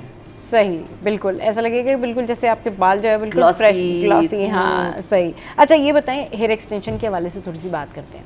आजकल एक्सटेंशंस, हेयर एक्सटेंशंस बहुत हैं। लोगों को कौन सी एक्सटेंशन लेनी चाहिए जो इकोनॉमिकल भी पड़े उनको, प्रॉब्लम भी नहीं हो, मसला भी हल हो जाए। 2-2, 3-3, 2.5 लाख की जो एक्सटेंशंस हैं वो लोगों के लिए ख़रीदना भी मुश्किल है, फिर उसको इतना लॉन्ग टर्म कैरी करना भी मुश्किल है, क्योंकि आपको पता है फिर उसका कलर आपने चेंज करवाना है, उसको डाई करवाना है, या उसको आपने वॉश करना है, तो वो थोड़ा सा या तो कोई बहुत प्रोफेशनली उसको ट्रीट करे तो दैट्स फाइन। किस तरह के हेयर एक्सटेंशंस लेने चाहिए यूजुअली, और अगर वो बिल्कुल ओरिजिनल एक्सटेंशंस नहीं हैं तो दूसरे कौन से एक्सटेंशंस होते हैं, उससे क्या प्रॉब्लम हो जाती है, या किस तरह उसको सेट करना चाहिए बालों के साथ? सबसे पहले तो ये मैं पूछना चाहूँगी, एक्सटेंशंस किस वजह से चाहिए? आपने हमारे अपने नॉर्मल बाल इतने खूबसूरत हैं, हाँ, या तो नहीं वो होता है ना यूजुअली, अब जैसे किसी ने बहन की शादी में जाना है, भाई की शादी अटेंड करनी है, या कोई इवेंट है, या कोई वर्किंग वुमेन है उन्होंने कोई मीटिंग अटेंड करनी है, उनको लगता है जी यहाँ से मेरे बाल कम है। कुछ लोगों का ये होता है कि फ्रंट से जो है स्कैल्प से बाल कम है, तो वो पीछे अगर उनको एक्सटेंशन यूज़ करनी है, मतलब जाहिर सी बात है उनको प्रॉब्लम है तो वो एक्सटेंशन यूज़ कर रहे हैं ना, वरना तो अगर अपने किसी के बाल हो तो जाहिर है फिर वो आजकल ज्यादातर देखा देखी में भी कर रहे हैं, हाँ, क्योंकि जितने एक्ट्रेसेस हैं वो लगा रही हैं, वो लगा तो रही हम हैं। फिर पीछे क्यों हाँ, हैं? हाँ। तो मैं यही बताना चाहूंगी हाँ। कि एक्सटेंशन हर किसी के लिए जरूरी नहीं है। खुदा ना खास्ता कोई ऐसा पेशेंट है जिसके किसी वजह से बाल गिर गए हैं, कीमोथेरेपी से गिर गए हैं, हाँ। किसी को एलोपेशिया है, तो फिर समझ में आता है, हाँ। फिर तो वो फुल ले सकते हैं। बट जिनके नेचुरल बाल हैं, जैसे आपके माशाल्लाह बाल हैं, खूबसूरत बाल हैं, आपको जरूरत नहीं है, but I don't use extension, हाँ, yes, और हाँ। एक्सट्रेसेस इसलिए लगाती हैं, जैसे आप लोग रोज मॉर्निंग में आप लोग को अब ब्लो ड्राई करना है, हाँ। अब अपने बाल खराब हो जाते हैं, तो फिर फुल एक्सटेंशंस लगा के और अपने बालों को सेव कर सकते हैं। हाँ। तो ये एक फायदा होता है, बट रेगुलर लोगों को जरूरत नहीं है। हाँ। रेगुलर लोग अपने बाल चाहे छोटे हों या बड़े हों, अपने हैं, वो ज्यादा खूबसूरत लगते हैं। हाँ, क्योंकि एक्सटेंशन में कहीं ना कहीं एक फेक लुक आ जाता है। मगर फिर भी अगर जिस तरह आपने मेंशन किया शादियों में लगाना चाहते हैं, कर्ल ज्यादा चाहिए होते हैं, बड़ी बड़ी चोटियां होती हैं, हाँ। वो लगानी होती है, तो एक्सटेंशंस मार्केट में बहुत इजीली अवेलेबल है, हाँ। जो कि इतने एक्सपेंसिव नहीं होते। सही। नायलॉन के होते हैं, वो वन टाइम यूज होते हैं, उसमें कर्ल्स हुए हुए होते हैं, आपने लगाया और आपने उसको डिस्कार्ड कर दिया, क्योंकि वो दोबारा वॉश और ब्लो ड्राई नहीं हो सकते। हाँ। अब जो आप बात कर रही हैं कि जो महंगी वाली एक्सटेंशंस होती हैं, वो हेयर नेचुरल हेयर की होती हैं। हाँ। ठीक है, नेचुरल हेयर में ये होता है कि आप उसको कलर भी कर सकते हैं, हाँ। आप उसको टोंग भी कर सकते हैं, उसको ड्राई भी कर सकते हैं, वो नेचुरली रहता है। Natural तो वो एक एक्सपेंसिव चीज होती है। हाँ। और जो दूसरी है वो मार्केट में अवेलेबल है, वो 5-7 हज़ार तक मिल जाती है। हाँ। और आप इजी शादियों में आपने लगाया, अटैच किया और आपने निकाल के रख दिया। और निकाल के रख दिया, बिल्कुल सही कह रही हैं। अच्छा, ये ना बड़ा अच्छा तरीका होता है कि फिर वो आप अगर जो आप दूसरी लेते हैं जो 5-7 हज़ार की होती हैं, नॉन सिंथेटिक या सिंथेटिक होती ये है, दोबारा यूज नहीं हो सकती। हाँ। या तो आपने आराम से उतार के ऐसे कर्ल रख लिया, तो दूसरी वजह आपके कर्ल्स वो खुल जाएंगे वहां गए, या तो सही। स्ट्रेट बालों की ले ली तो हाँ। कर्ल्स नहीं हो सकेंगे, वो स्ट्रेट ही रहेंगे। स्ट्रेट ही रहेंगे। तो उससे बेहतर ये है कि आप इस तरह से अगर हर 6 मंथ्स में ले लें और चेंज करते रहें उसको, तो आपको फिर ये है कि ये प्रॉब्लम भी नहीं होगा, और आपको जो है बजट में भी आपकी आसानी से जो है वो आ जानी है हेयर एक्सटेंशंस। अच्छा, अब जब हम मेकअप की बात करें तो मुझे ना मेकअप टिप्स या मेकअप हैक्स के बारे में बात करते हैं। अगर बेस केकी हो जाए, और अब तो हो गया वो, अब आप पार्टी में मौजूद हैं या शादी में मौजूद हैं या किसी अभी आप घर से में मौजूद हैं, हाँ निकल चुके हैं जी, अब आप वहाँ हैं, अब आपको लग रहा है जी अब मेरा बेस तो केक ही हो गया है, अभी मैं क्या करूँ, उसके लिए क्या टिप है? देखिए, आपने जैसे मैंने बताया हाँ। कि ना डैम्प स्पंज, ठीक है, डैम्प स्पंज को आप पूरे फेस पे हल्का हल्का हल्का हल्का, अगर आप जैसे टिश्यू किस तरह करते हैं, इस तरह करेंगे ना, तो ज्यादा एक्स्ट्रा पाउडर और ज्यादा केकीनेस निकल जाएगी, अब फेस बिल्कुल नेचुरल हो जाएगा। सही, फेस नेचुरल हो जाएगा। तो ये तो हो गई जी एक आपके लिए मेकअप हैक या ब्यूटी टिप। ये बताएं, लाइनर बहुत सारी लड़कियां बड़ा अजीब सा लगाती हैं, या पता नहीं अच्छा लगा रही होती हैं, लास्ट में कोई मिस्टेक हो जाती है तो वो बड़ा अजीब सा चेंज हो जाता है, वो पूरी फेस की जो शेप है ना वही आउट हो जाती है। किस तरह लाइनर लगाना चाहिए, एक जनरल टिप क्या है लाइनर लगाने की? जब मैं अपने मेकअप आर्टिस्ट भी जो नए हम लोग ट्रेन करते हैं, हाँ। उनको मैं हमेशा ये कहती हूँ कि लाइनर डायरेक्ट लगाने से पहले आप एक ब्राउन शेडो है ना, उससे पहले दोनों आंखों को लगा के बैलेंस कर लें। सही, दोनों आंखों को बैलेंस कर लिया, अब आपको पता है अब ये बिल्कुल सही है। हाँ। उसके ऊपर आप लाइन लगाएं, क्योंकि लाइनर यूजुअली लगाते हैं पूरे मेकअप के बाद है, लाइनर खराब हो गया वो सही भी नहीं हो सकता। हाँ। और चले फिर भी खराब हो गया तो उसको एक ड्राई ब्रश से स्मच करके और स्मोकी टच दे दे। अगर आपका लाइनर एक यहाँ से ऊंचा हो गया और एक को ऊंचा करेंगे तो बुरा लगेगा। हाँ। तो अब दोनों को ना स्मच कर दें तो वो भी बहुत स्मार्ट लगेगा। सही, मतलब वो बहुत अच्छा लगता है, ऐसा लगता है नेचुरल सी उसकी बहुत अच्छा लुक और आ रही एक लाइन वैसे भी आजकल फैशन में, लाइनर का भी मैं आपको ट्रेंड बता दूं। हाँ। लाइनर अब पूरा फैशन में नहीं है, लाइनर हाँ। है inner corner outer corner outer outer corner पे ऐसे करेंगे, पूरा लाइनर फैशन में हाँ। तो आमंड शेप आता है, पूरे लाइनर में एक डोम शेप आता है, वो अच्छा नहीं लगता। अच्छा नहीं लगता। अच्छा जी, नोज कॉन्टूर किस तरह से करनी चाहिए? उसके बड़े सारे शेड हैं, डार्क शेड भी है, कुछ लोग प्रॉपर लाइन बना लेते हैं, कुछ लोग कि ये नोज कॉन्टूरिंग जो है ना, मुझे ऐसा लगता है इट्स अ आर्ट। ये किस तरह करनी चाहिए नोज कंटूरिंग? नोज कंटूरिंग कहूँगी कि करनी ही नहीं चाहिए, नहीं करनी चाहिए। नहीं करनी चाहिए। सही। नोज कंटूरिंग अगर किसी के नोज को बहुत ज़रूरत है हाँ। तो ज़रा सा सिर्फ यहाँ पे शेड और यहाँ पे शेड, दैट्स इट। ऊपर से लगाने का बिल्कुल फैशन बिल्कुल ख़त्म है। अच्छा। आपने हल्का सा यहाँ पे शेड लगाया हाँ। और आपने जो हाईलाइटर है वो नोज की टिप पे लगा लिया, हाँ। तो नोज पूरी कंटूर लगेगी, ऐसा लगेगा सही। जैसे कंटूर हुई हुई है, contour बट वो सिर्फ हाईलाइट आपकी नज़र यहीं पे पड़ेगी, तो बाकी जगहों पे नज़र ही नहीं पड़ेगी, इस वजह से वो डिमिनिश हो जाएगा। दैट्स ग्रेट जी। चलिए जी, thank you very much Moona, आप हमारे शो पर आए, कीमती वक्त हमारे शो के लिए निकाला। हमने ढेर सारी बातें की, मेकअप ट्रेंड्स के ऊपर बात की और दीगर इश्यूज़ के ऊपर हमने बात की, और हेयर एक्सटेंशन का इशू मैंने ज़रूर इसलिए मूना से पूछा कि मूना बहुत अच्छे तरीके से स्टाइलिंग करना जानती है, तो जिस तरह से उन्होंने आपको बताया आप ज़रूर फॉलो कीजिए, हेयर केयर जो है वो भी फॉलो कीजिए, तो आपके बाल भी अच्छे हो जाएंगे। चलिए जी, यहाँ वक्त तो एक ब्रेक का, ब्रेक के बाद वापस आएंगे, फिर मिलवाएंगे आपको एक और पर्सनैलिटी से। Stay with us.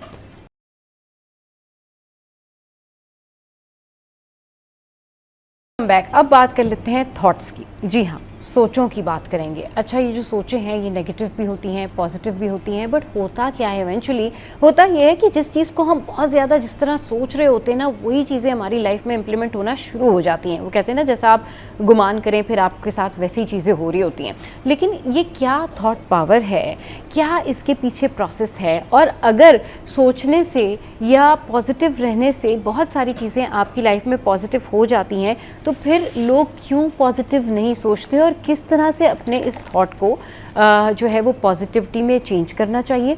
अपनी सोचों के ज़रिए आप किस तरीके से अपनी लाइफ के ऊपर इम्प्लीमेंटेशन कर सकते हैं, इस पर बात करने के लिए डॉक्टर मोइज़ हुसैन हमारे साथ इस वक्त मौजूद हैं। माइंड साइंस एक्सपर्ट हैं, किसी तारुफ के मोहताज नहीं हैं, सबके फेवरेट हैं, और ये जो बातें करते हैं वो बहुत सारे लोग सुनते भी हैं, और इनकी जितनी भी बातें होती हैं वो बहुत ज़बरदस्त होती हैं। शो में वेलकम करते हैं।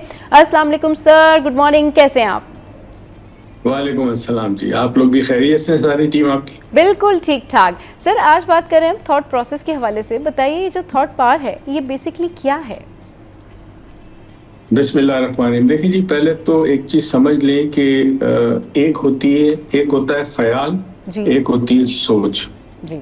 ख्याल आते जाते रहते हैं, कई ऐसी स्टडीज हुई है उसमें ये कंफर्म हुआ है कि हजारों ख्यालात आते हैं, हजारों ख्यालात जाते हैं, जब इंसान जो है वो कॉन्शियस होता है, नहीं अवेक होता है, काम करते हुए, गाड़ी चलाते हुए, खाना खाते हुए।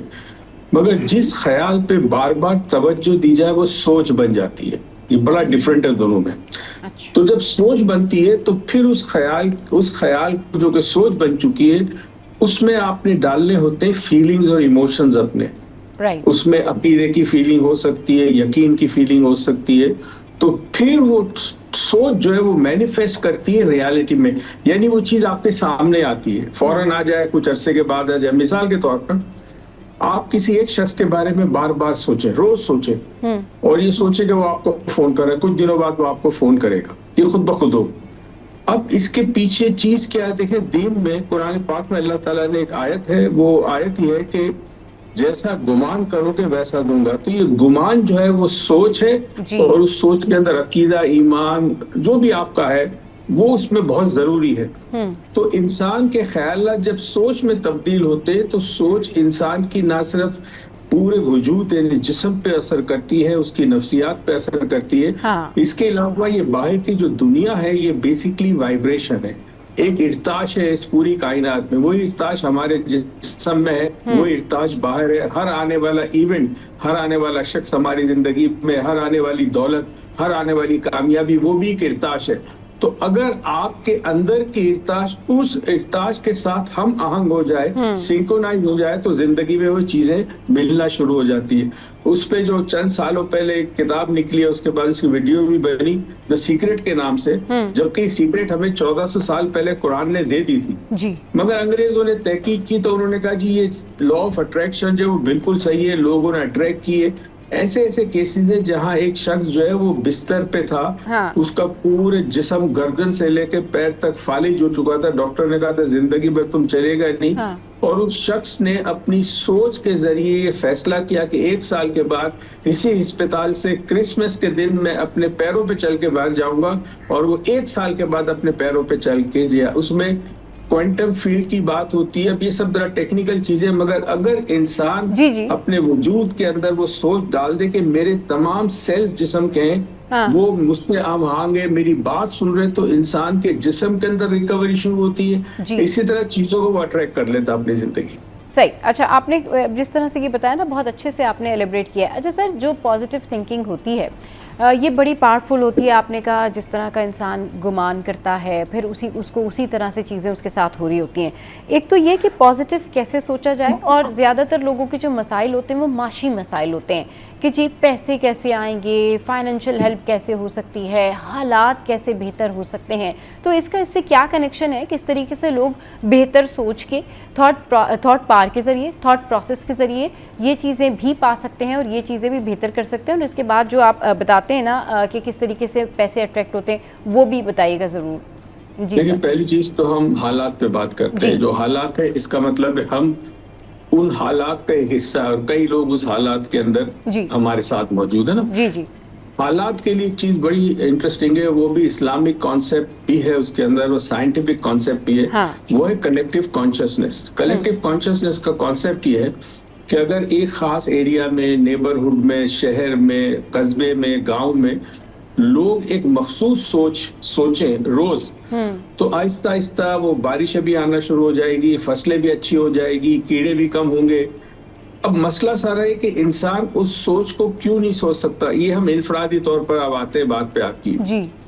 हमारी कोई प्रोग्रामिंग ऐसी होती है बचपन से घर पे, फॉर एग्जाम्पल, खबरदार ये गिर जाएगा, संभल के चलो, देखते नहीं हो, तुमने होमवर्क किया नहीं किया। अच्छा, ये जो आपको कमांड दी जाती है, कमांड आपके अंदर एक नेगेटिव पैराडाइम क्रिएट करता है। अच्छा, नेगेटिव पैराडाइम ना बुरा है ना अच्छा है। ये याद रखें, जिंदगी में ना नेगेटिव नेगेटिव है ना पॉजिटिव पॉजिटिव है। ये बहुत इंपॉर्टेंट है। नेगेटिव आप इसलिए सोचना शुरू करते हैं कि नेगेटिव आपको बहुत सारी मुश्किलों से, परेशानियों से, नुकसान से बचाती है नेगेटिविटी। ठीक है, मगर यही नेगेटिव सोच जो है वो जिंदगी में कामयाबी हो, चाहे पैसों की हो, चाहे किसी और चीज की हो, वो नेगेटिव सोच नलीफाई कर देती है आपकी किसी भी कामयाबी को हासिल करने में। तो हम ये कहते हैं कि आपके अंदर एक मेटा प्रोग्राम बन जाता है साइकोलॉजिकली। वो ये होता है कि जब आप किसी से पूछे, यार क्या चाहते हो, तो ये बड़ा इंपॉर्टेंट है जुमले को सुने, क्या चाहते हो, तो अमूमन लोग जो है वो कहेंगे कि यार मैं गुर्बत नहीं चाहता, बड़ी परेशानी है मुझे, मैं नहीं चाहता कि मैं तनख्वाह में गुजारा हो मेरा। अब ये जो नहीं चाहता है वो बेसिकली वो चाहता दूसरी चीजें, मगर कहता है मैं नहीं चाहता। ये जो ना चाहना है वो अट्रैक्ट नहीं करता नई चीजों को। तो उसकी जगह इंसान अगर ये कहे कि जी मैं चाहता हूं कि मेरे पास बेताशा दौलत हो ताकि मैं अपने और दूसरों की जिंदगी बेहतर कर सकूं, वो ये नहीं कहता, क्योंकि ये मेंटल प्रोग्रामिंग हो चुकी है आपकी। और जब तक ये मेंटल प्रोग्रामिंग ठीक नहीं होगी, हमारे निजी जिंदगी, जाती जिंदगी और माशरे नहीं सुधरेगा। आप किसी शख्स को जाके पूछो, हाँ भाई क्या हाल चाल है मुल्क के, अरे बहुत बुरे हालात है। अच्छा, जब आप ये कहते हैं कि बुरे हालात, इसका मतलब आप ये जो इस समंदर है वाइब्रेशन का, उसमें आप कतरा डाल रहे हैं अपनी सोच का कि हालात बुरे हैं। हर कोई ये डालेगा तो फिर इस समंदर से क्या निकलेगा, तो बुरे हालात निकलेंगे। बिल्कुल ठीक कह रहे हैं सर कि ये सोचना बड़ा इम्पॉर्टेंट होता है, पॉजिटिव सोचना। और जो भी कहते हैं ना कि कुछ लोग होता है कि जी ठीक है, अभी जैसे आपने कहा कि वो कहते हैं जी आप किसी से भी पूछ लें वो ये कहेगा कि हालात बुरे हैं। नहीं, अगर आप उसको पॉजिटिव वे में ये कह दें कि नहीं भाई अल्लाह का शुक्र है या थिंग्स विल गेट बेटर, तो शायद बहुत सारी चीज़ें जो है वो पॉजिटिविटी की तरफ चली जाती हैं। सर, पैसों को कैसे अट्रैक्ट करें, आप इस हवाले से बड़ा ज़बरदस्त बताते हैं। लोग किस तरीके से जो है वो फाइनेंशियली अपने आप को एम्पावर कर सकते हैं, क्या तरीक़ाकार है ये बताइए सर। देखिए, मैं बहुत सारी चीजें बताता हूँ, आज एक और इंटरेस्टिंग चीज बता रहा हूँ। श्योर। एक बड़ा सा चार्ट पेपर लेने ना, वो जो बच्चे ड्राइंग के लिए इस्तेमाल करते हैं, जी जी जी। उस चार्ट के पेपर के अंदर याद रखें नंबर नहीं लिखे जाएंगे और वर्ड्स नहीं लिखे जाएंगे। यानी आप 1 2 3 4 5 6 नहीं लिख सकते, आप ABCD कोई चीज नहीं लिख सकते उसमें। अच्छा। आप गूगल से छोटी छोटी तस्वीरें निकाले कलर्ड में, जिसमें अगेन कोई अल्फाबेट ना हो और उसमें कोई डिजिट ना हो किसी किस्म का। ठीक है, जैसे पैसा गिर रहा है आसमान से, या किसी के पास पैसा है सेफ के अंदर, या फिर सोने के बिस्किट्स हैं बहुत सारे। ऐसी तस्वीरें लेकर उस बोर्ड के ऊपर, उसको विजन बोर्ड कहते हैं, तो उसके सेंटर में सबसे पहले अपनी तस्वीर डालें।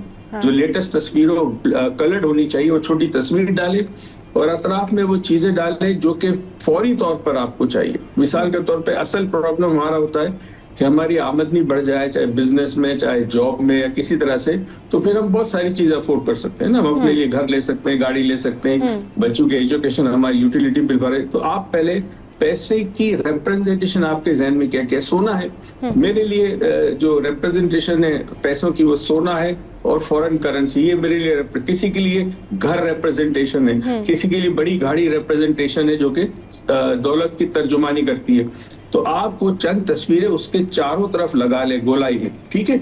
ये लगाने के बाद आपने सबसे ऊपर डेट नहीं लिखनी, मगर आपने इस सोचना है कि आज किस दिन को मैं लगा रहा हूँ। तो उस पे आप एक लकीर खींच दे, जैसे एक लकीर खींच ली, लकीर से मुराद ये कि आज आपने इस डेट पे ये विजन बोर्ड लिया, और बिल्कुल नीचे जो आखिरी हिस्सा है उसमें 2 लकीर खींच ले, और जो लकीर खींचते हुए सोचे कि किस दिन, किस तारीख, किस महीने, किस साल तक ये तमाम ख्वाहिशात पूरी होगी।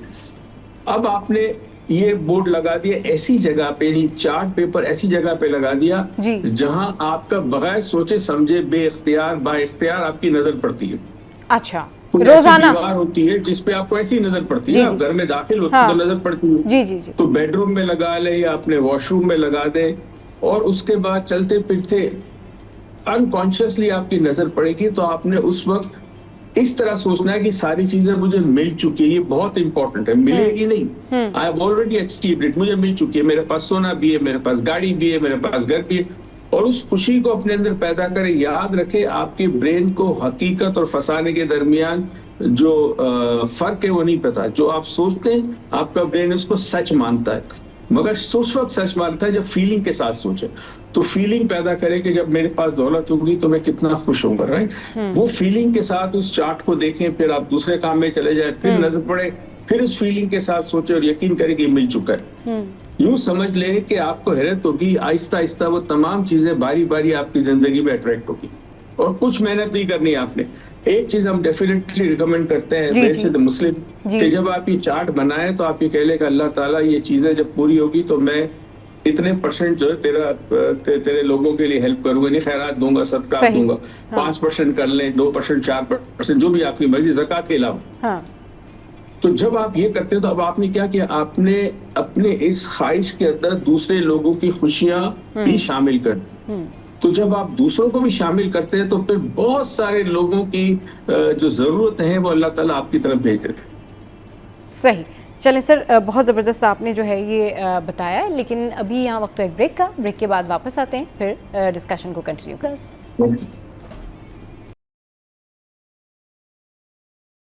Welcome back. तो डॉक्टर मोइज़ हुसैन साहब इस वक्त हमारे साथ मौजूद है और हम उनसे पूछ रहे हैं बहुत सारी ऐसी बातें जो कि लोगों के लिए मसले हैं, जो जिन मसलों का लोग शिकार हैं, जैसे कि महंगाई है, फिर फाइनेंशियल प्रॉब्लम्स हैं, बेरोज़गारी है, तरक्की है। तो सर से बात करते हैं, सर किस तरीके से लोग कर सकते हैं कि उनको तरक्की भी हो, उनके रिस्क में भी जो है वो बेहतरी आए और फाइनेंशियल एम्पावरमेंट भी उनको मिल सके, और क्या आप के जो तरीके हैं या और क्या आप जो बताते हैं उस हवाले से हमें ज़रूर गाइड कीजिए, ताकि हमारे नाज़रीन को भी फ़ायदा, उन्हें भी पता चल सके वो किस तरीके से जो है अपने आप को बेहतर कर सकते हैं, अपने हालात बेहतर कर सकते हैं।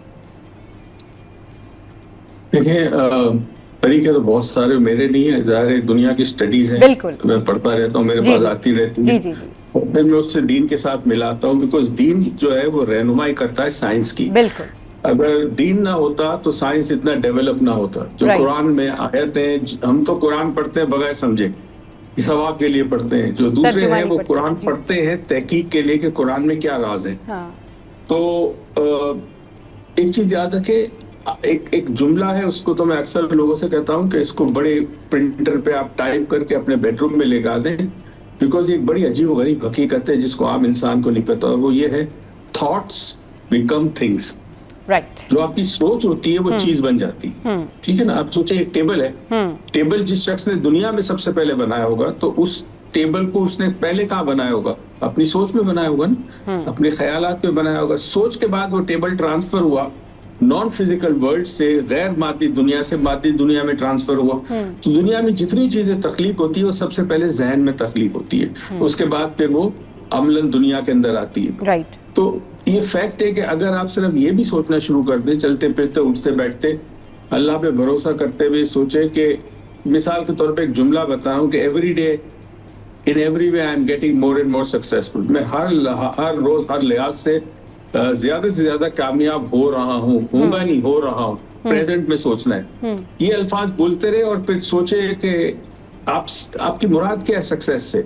कामयाबी आपकी क्या, आपकी प्रमोशन हो रही है जॉब में, क्या आपके बिजनेस में बहुत ज्यादा फायदा हो रहा है, क्या तालिब इल्म के मार्क्स अच्छे आ रहे हैं, क्या आपकी इज़्वाजी जिंदगी बेहतर हो रही है। जो भी आपके जिंदगी में सक्सेस की नुमाइंदगी करती है, जो इमेज, क्योंकि ये चीज बड़ी इंपॉर्टेंट है, इसको इमेज साइकोलॉजी कहते हैं। अच्छा, हमारा ब्रेन जो है वो लफ्जों में नहीं सोचता। हम जब हम कोई लफ्ज बोलते हैं या सुनते हैं, हमारा ब्रेन उसका एक इमेज बनाता है, एक तस्वीर, एक खाका बनाता है। सही। तो अगर हम ये बोलते हुए कि हर रोज हर लिहाज से मैं बेहतर से बेहतर हो रहा हूँ, या मैं कामयाब से कामयाब हो रहा हूँ, या मैं खुशी महसूस करता हूँ ज्यादा से ज्यादा, तो अगर आप बोलते हुए सोचे, एक तस्वुर खाका बनाए कि आपके लिए कामयाबी, खुशी, सेहत, दौलत की नुमाइंदगी क्या चीज करती है। जैसे मैंने कहा था ना, घर करती है, गाड़ी करती है, पैसा करती है, सोना चांदी जी। तो आपने इमेज के अंदर अपने आप को देखना है, वो चीज आपके हाथ में है, आपके पास है। तो जब आप इमेज लाते हैं और आप फीलिंग के साथ एक जुमला बोलते हैं, तो कहीं ना कहीं आपके अंदर वो जो इर्ताश है, आपके जिस्म में ट्रिलियंस ऑफ सेल्स हैं और हर सेल वाइब्रेट करता है खास फ्रीक्वेंसी पे। एक तो वोल्टेज हर सेल में 0.4 वोल्ट, प्लस वो वाइब्रेट करता है। हर सेल दूसरे सेल के साथ, जिस तरह हम टेलीफोन पे बात करते हैं या आमने सामने बात करते हैं, तो ये सेल्स खास तरीके से एक दूसरे से कम्युनिकेट करते हैं। तो जब पूरे ऑर्गेनिज्म आपका है, वो जब एक तरह से सिंक्रोनाइज हो जाता है और आप ये फीलिंग्स, थॉट एंड वर्ड्स, ये तीनों मिलाते हैं, तो फिर वो इर्ताश जो है वो आपके जिस्म से बाहर स्पेस में पहुंचती है और इर्ताश फिर चीजों को अट्रैक्ट करती है। और ये एक एमिली क्यू, एक शख्स था, फ्रेंच था, उसके पास बस एक नुस्खा ये था कि जो भी आता है उसके पास बीमार, और तो वो कहता है कि काम करो, डेली ये बोलो, जितनी मर्तबा बोल सकते। जैसे हम तस्बीह करते हैं, every day every way I am getting better better and better, और फील करो और सोचो कि तुम बेहतर हो रहे हो। कई लोग जो लाइलाज बीमारी में मुब्तला थे, वो ठीक होना शुरू हो गए। और ये इमेज साइकोलॉजी, फीलिंग्स और अल्फाज, ये तीन चीजें बड़ी कमाल की, अगर इसको इस्तेमाल करें तो पैसा भी नहीं लगता। बात को समझें, अपनी जिंदगी में अप्लाई करें, तालिब इल्म अभी मैं रिसेंटली एक केस हमारे साथ हुआ था। जी। 2 बच्चियां थी जो एथलेटिक थी। अच्छा। और एक बच्ची जो थी वो जीतती थी, दूसरी सेकंड आती थी। अब हुआ ये कि एक दिन वो जो फर्स्ट आती थी वो सेकंड आई। अब उसके जहन में बैठ गया कि ये जो मेरी दोस्त भी है वो हमेशा सेकंड आती है, फर्स्ट क्यों आई। तो अब उसके साथ प्रॉब्लम है कि जब वो दोनों दौड़ते थे तो उसके जहन में था ये जीतेगी। जैसे ही सोचती थी जीतेगी, इसकी टांगों में कमजोरी आ जाती थी और वो सेकंड आती थी, फर्स्ट। अब ये बड़ा मसला बन गया। उसकी अम्मा मेरे पास लेके आई, हमने फिर अपने एक थेरेपिस्ट को कहा कि इस पे काम करो। 3 या 4 सेशन के बाद वो फर्स्ट आने लगी। अच्छा, होता क्या है, जी। आपकी सोच जो है वो असर करती है आपके आसाब पर। आपका आसाब बिजली का एक नेटवर्क है। जैसी आपकी सोच मनफी हुई, आपके आसाब वीक हो गए, तो अब दौड़ते दौड़ते आपकी टांगों में ताकत कम हो जाएगी। और जब ताकत कम होगी तो आप जीतेंगे नहीं। इसी तरह तालिब इल्म जो है, अगर उनके जहन में ये बिठा दिया जाए कि तुम इस पर्टिकुलर सब्जेक्ट में वीक हो, और ये बार बार बोला जाता है, उसका ट्यूटर बोले, टीचर बोले, घर में माँ बाप बोले, अब वो बच्चा जो है इस चीज को हकीकत बना लेता है कि इस सब्जेक्ट में भी वीक हूँ। तो अब वो बेचारा जितनी भी कोशिश करेगा उस सब्जेक्ट से मार्क्स अच्छे नहीं आएंगे। सही, बिल्कुल। ये मतलब यानी कि थॉट, 3 चीजें। जी आप कंटिन्यू कीजिए सर। वर्ड्स और फीलिंग, इन तीनों को यूज करें अपनी जिंदगी में किसी भी हवाले से। पैसा हुआ, कारोबार हुआ, जॉब हुआ, प्रमोशन हुआ, बोनस हुआ, तालिब इल्मी में मार्क्स अच्छे लाना हुआ, घर में अज़वाजी जिंदगी बेहतर, किसी भी चीज के लिए आप कर सकते हैं। सही, यानी कि थॉट्स इतने ज़्यादा इम्पैक्ट डालते हैं हमारी ज़िंदगियों पे, हमारे आसाब पे, हमारे लाइफस्टाइल पे। अच्छा सर, अब कुछ लोग पहले से ही जो है ना वो अपने बारे में प्रिटेंड करना शुरू कर देते हैं कि जी ठीक है, हमारे साथ तो होना ही बुरा है, हम ये काम करेंगे, ये काम भी नहीं चलेगा, ये बिज़नेस करेंगे, ये बिज़नेस भी नहीं चलेगा, अच्छा जी हमें जॉब कहीं नहीं मिलेगी, हमारे साथ तो ये प्रॉब्लम हो जाएगी। ये जो नेगेटिव थॉट्स होते हैं, ये वाकई फिर कहीं ना कहीं उनकी ज़िंदगियों में सच हो रहे होते हैं। तो इसके लिए लोगों को क्या करना चाहिए, किस तरीके से अपनी ब्रेन बिल्डिंग करनी चाहिए, अपने थॉट्स को किस तरह पॉजिटिव रखना चाहिए कि वो इम्पैक्ट छोड़ सके? में कहानी आपने सुनी होगी, एक नौजवान जो था वो गांव की बकरियां लेके चराने जाता था। और एक दिन उसको मजाक छूटी, उसने जोर से चीखना शुरू किया, शेर आए शेर आए। गांव वाले आए, ये मजाक कर रहा था, फिर 2 दफा हुआ, 3 दफा, आखिर एक दिन वाकई शेर आ गया और गांव वाले समझे ये मजाक कर रहे हैं।